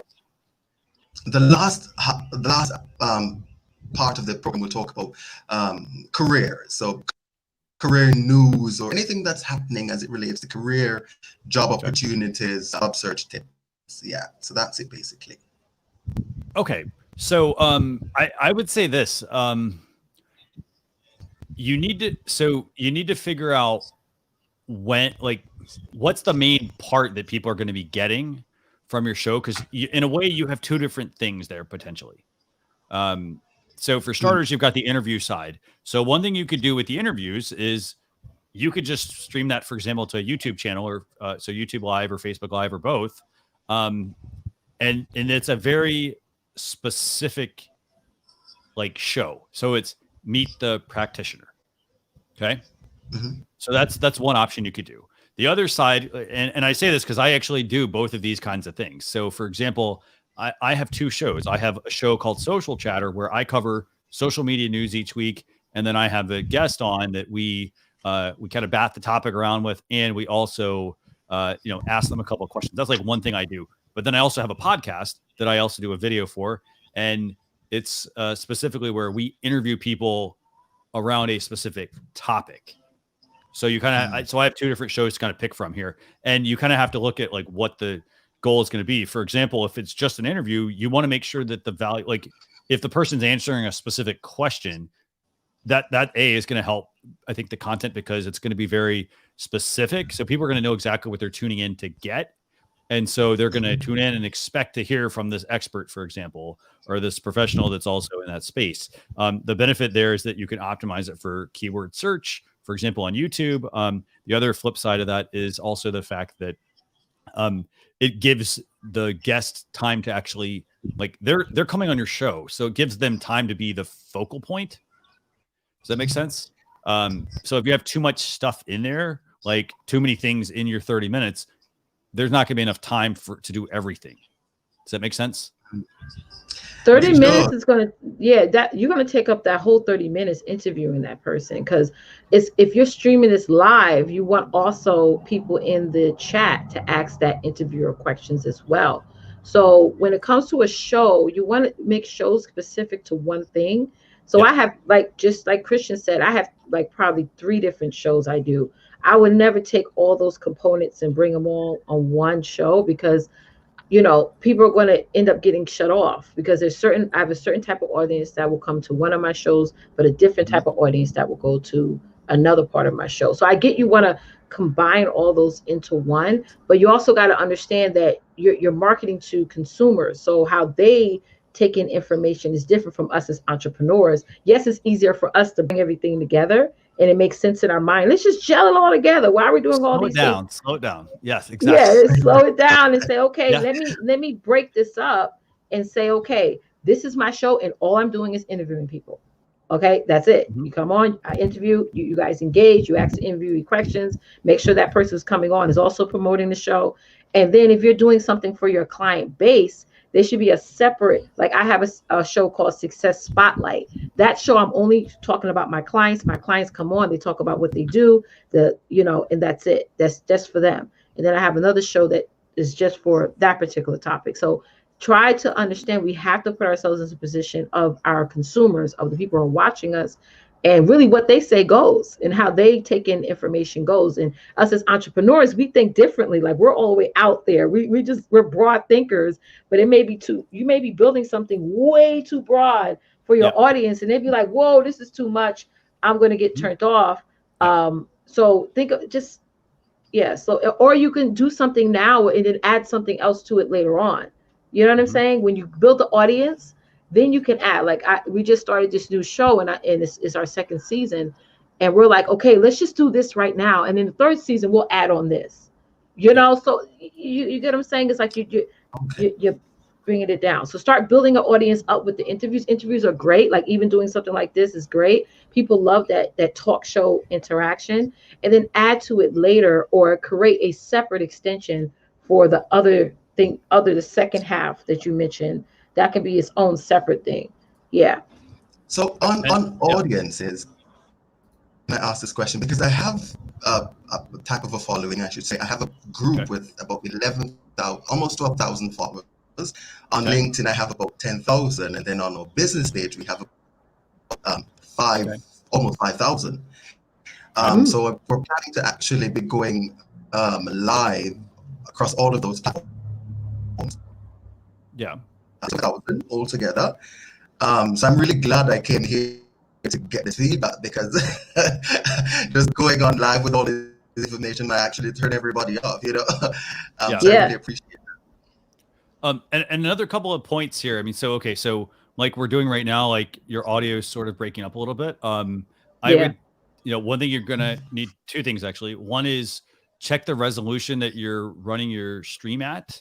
So for example, if you go into StreamYard and you go to Cam Mic, and you go to camera and click on advanced, there's an option to change the camera resolution. That's one thing I would recommend. If your internet, for example, is struggling, maybe adjust that and see how that's going to work with your feed.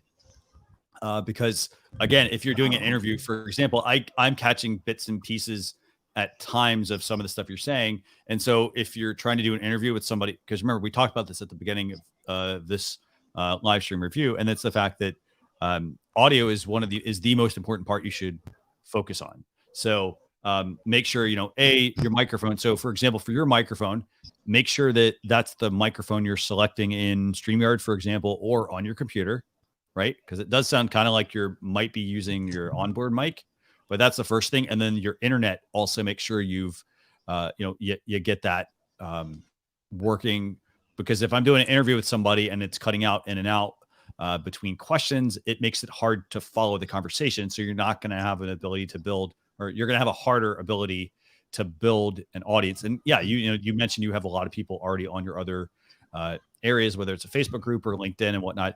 Fantastic on those numbers. The one thing I would say is make sure your streaming is on point, that you got the audio and the internet, and then the video, make sure all that stuff's working. And obviously the proper lighting. I mean, you got good lighting, it looks like right now. And then the other side to that is, as Letitia mentioned, make sure you tell people about the show that you're doing. If you've got all those people in all those groups or places, fantastic. Just make sure you send them the right link. So create your broadcast on StreamYard and simulcast to those areas. So that's what I would recommend to help you there. Any other questions you have, or anything you want to add, Letitia? No, I really like your setup. It's really good. Yeah, it's just the like we said, the it looks like you're going in and out a little bit. Yeah. Okay. I should fix it. In fact, I'm changing the internet. So yeah, that's what I think it is. I think it's the internet. Yeah. Mm-hmm. And keep in mind, but this is a question that people ask. By the way, there's a lot of people that they said, hey, you know what? Should I use Wi-Fi?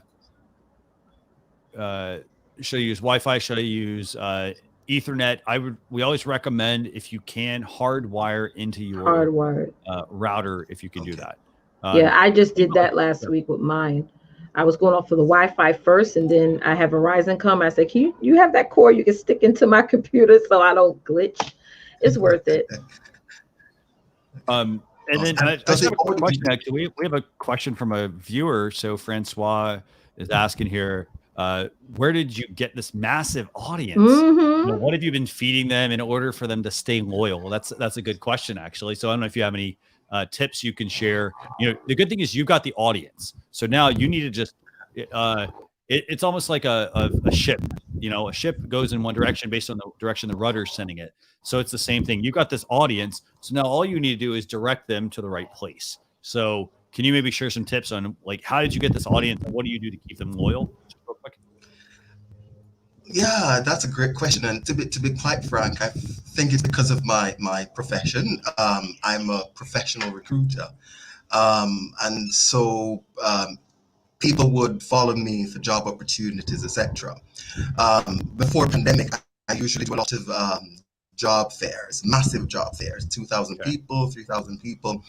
So I guess from that, people would seek me out.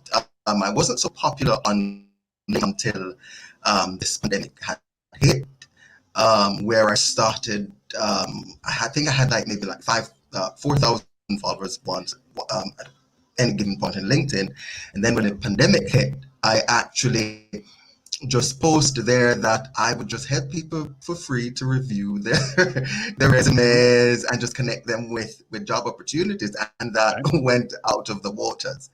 So nothing really special, to be quite frank. I think from that, I started to just providing, offering assistance in terms of helping people with job opportunities. I think that's it, really. Nothing special, to be quite frank. I don't know if that answered the question. I think more than anything, you know what lane you're in. You know, you're HR. So when you, and this goes for everybody who's watching, when you're very clear on which industry, which lane you want to dominate, and you focus on that, more people will come. It's when we jump around from one thing to the next. And you mentioned this last week, Christian, about putting different types of 4 different types of things on your channels. It does confuses people. People they'll watch, and then they'll see you do something else, and they're like, oh, I don't think she's doing that anymore. He's doing that anymore. Let me unsubscribe or let me unfollow. So you haven't jumped around. You stay extremely consistent with what industry you want to be in, which is HR, and people are following you from that.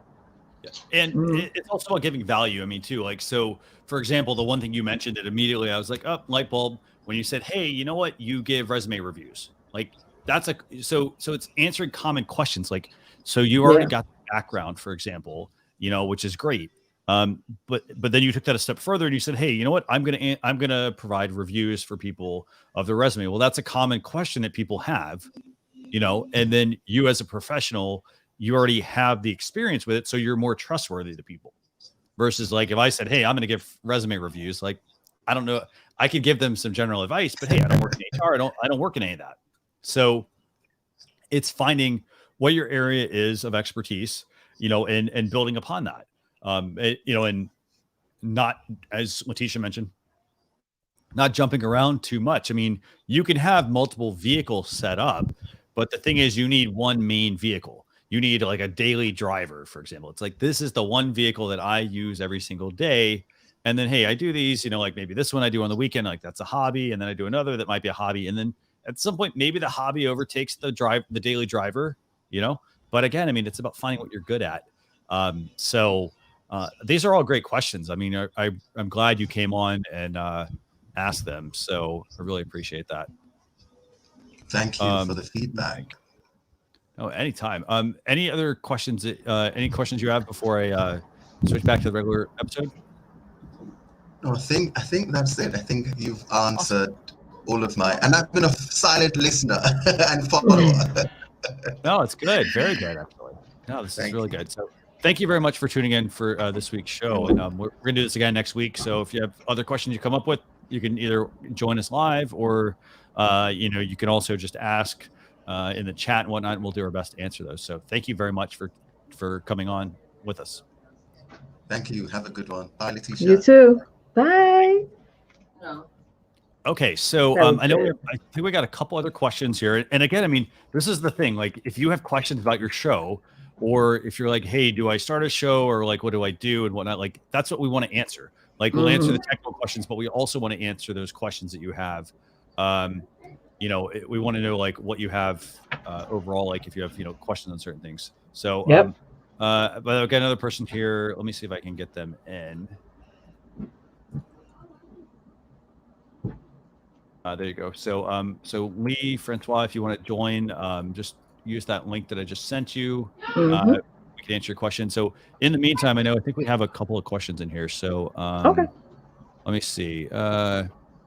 Christian's in position 1. If you want to make Letitia large with the other guests, still on the screen. Move her to the left. Yeah, we could totally do that. Like, for example, if it was, we can do this, or I can just drag her box around, for example. So we got lots of options there. I tend to stick to this view, but me too. I like this view. This is the view I normally stick to too. Let me see. Is there a way to bring it up as a main screen? Yeah. So to DMV's question, yeah, you just drag them around. Let's see. And by the way, for those of you who are watching with us, don't forget we're going to have a giveaway here at the end, here very shortly. And then in addition to that, we got Lee coming in here in a second. But I do want to remind you, if you want to join our Facebook group, just a couple of things here, actually. We've got the YouTube channel, so youtube.com/StreamYard. And there's also the Facebook group for StreamYard. And it's not just like, hey, I have StreamYard questions. You could also go there and ask us live streaming questions about, you know, like what mic do I buy, for example, or how do I set up my lighting, or hey, I actually have this hardware and I don't know how to get it to work. We've got a great support community, so that's Facebook.com/groups/StreamYard community, all one word. But with that, let's go and bring on Lee and go from there. So Lee, thanks for joining us. How you doing? I'm doing well, thank you. How's it Hey, going? Lee. Doing Hey, really Happy well. New Year.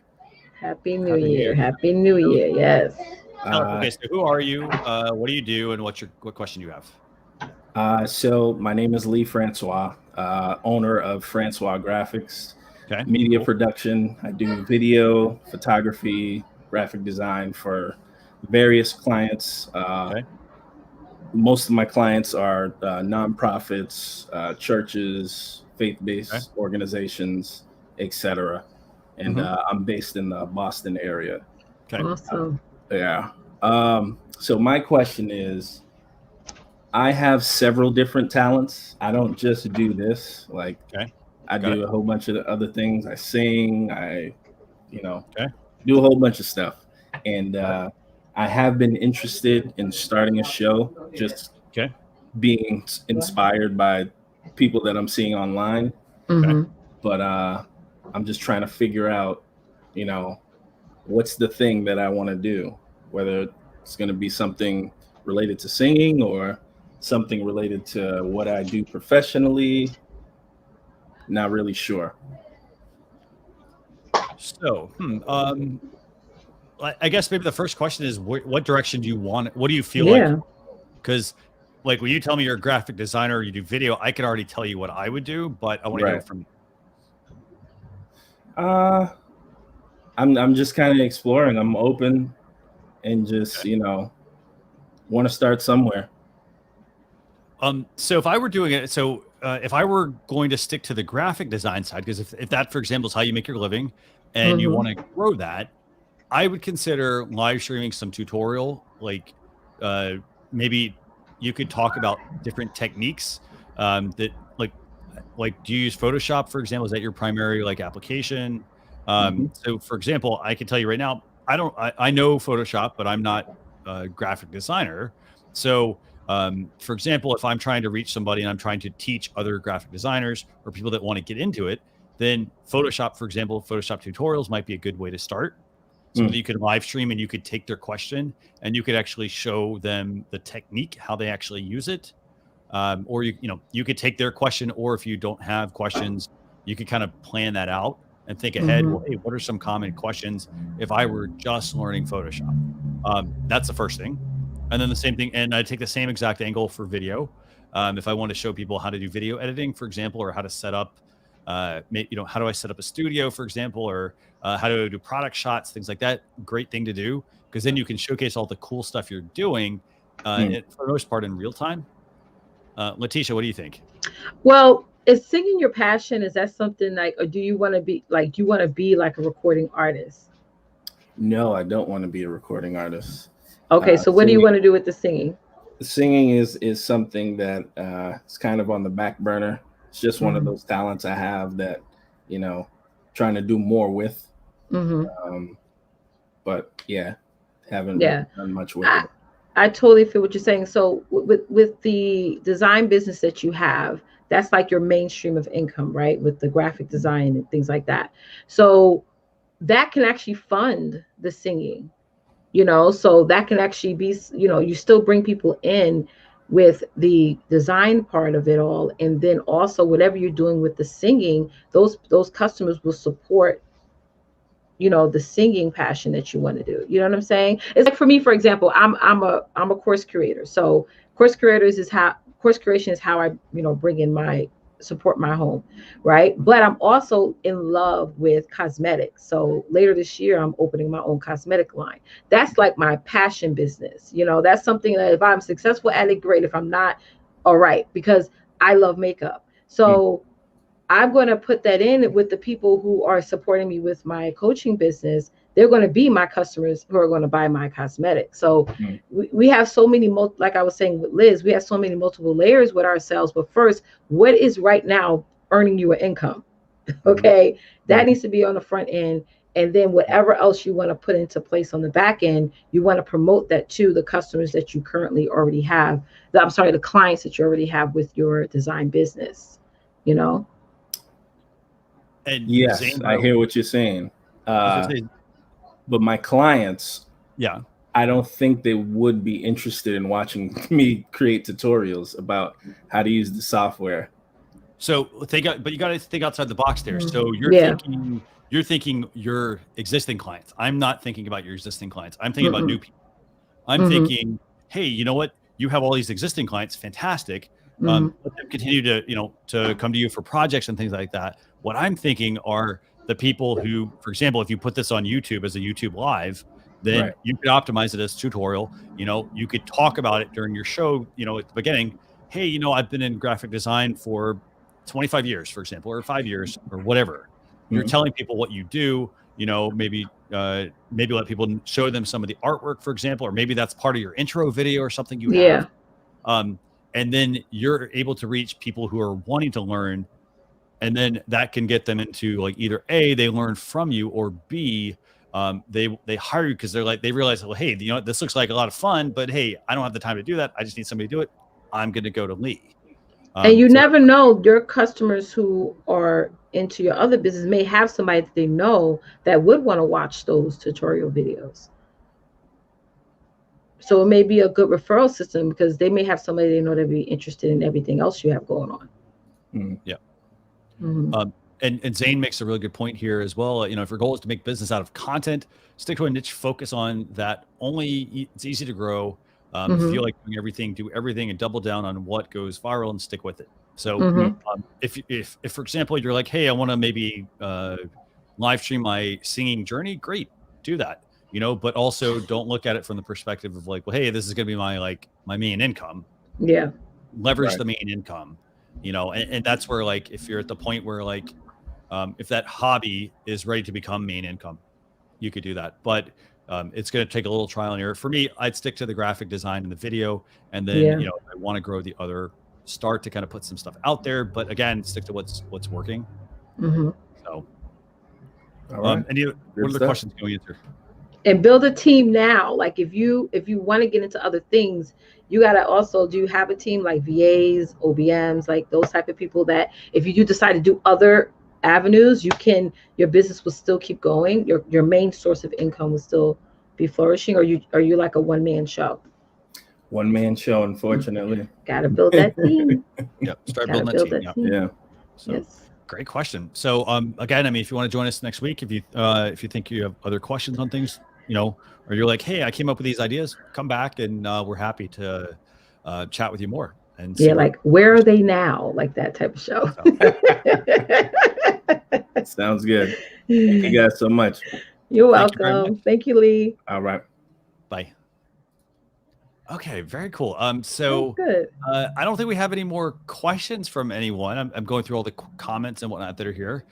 So what I want to do real quick, and I want to reward everyone who's obviously, thanks for sticking around for the last, about 3 hours here. Wow. This is good. I'll keep doing this as long as you're viewing and enjoying it. So what I want to do though now is I want to do a quick giveaway. And basically it's for a StreamYard t-shirt. And so basically just put in hashtag love StreamYard in the comments. So if you're watching, whether it's on YouTube or Facebook Live or any of the other destinations we're broadcasting to, hashtag love StreamYard. And then I'm going to let Letitia pick a winner. So we'll give them a few minutes. Just put love StreamYard in the comments. All right. And do I pick the first one that comes through? No, we'll let you. Let's randomly pick one. Okay. So just kind of keep track. But it's interesting. I'm watching. Hopefully, people go in. Oh, there we go. Got a couple people. Okay. Yeah, they doing it. So again, this is for a StreamYard T-shirt, and we'll make sure to get the size and whatnot you need as well for that. So very cool. So while this is going on, just a couple of quick reminders. To everyone. Again, the whole point of this show is for me to for us to talk equipment, but also to talk about your show. If you've got as you had seen from today's show, we had a few people come on and they had questions about, well, hey, I'm a graphic designer. How do I what kind of show do I build? We had people talk about hey, I have a business and I'm trying to go live, but hey, we determined there was a consistency issue there, for example. So there's lots of different options, and so just bring your questions seriously. And we want you to come on screen with us. And this way we can talk about them and help you kind of work through some of those issues, whether it's getting you to improve the lighting, getting you to improve the audio. As you all learned, audio is the most important part of your live stream, and obviously the video. But continuing to improve, but making sure that, you're building a show that you can build off of. So, Letitia, feel free to pick a winner whenever you're ready. Just randomly pick somebody. Okay. So I got Francisco's, am I saying his name right? Francisco GRPHX. Ah, cool. Yeah, okay. That's him. Some of y'all was putting it in twice. Congratulations, then. That's awesome. Okay, so do me a favor, Francois, GRP. Do me a favor. Send me a Facebook message, and I'll chat with you. We'll get your shirt shipped out to you. Yes. But thank you very much for joining that. I really like that. So awesome. This is really good. This is fun. Very cool. Okay. Well, with that, I don't have anything else. You have anything else you want to share, Letitia? I had so much fun. I can't wait to come back next week. I love this. We're gonna do this again. We're gonna do this next Saturday, youtube.com/StreamYard, or you could also, we're also publishing to the Facebook group as well. But again, next Saturday, 12 p.m. Eastern Standard Time. Again, bring your questions about live streaming, and we're happy to answer them. But Yep. I want to thank everyone for sticking around, for tuning in, and we will see you all on a future episode, and that'll be next week. So Yes. Thanks a lot for tuning in. Have a good weekend, and keep doing amazing things with your live streams. Bye, everyone. That's right. Bye.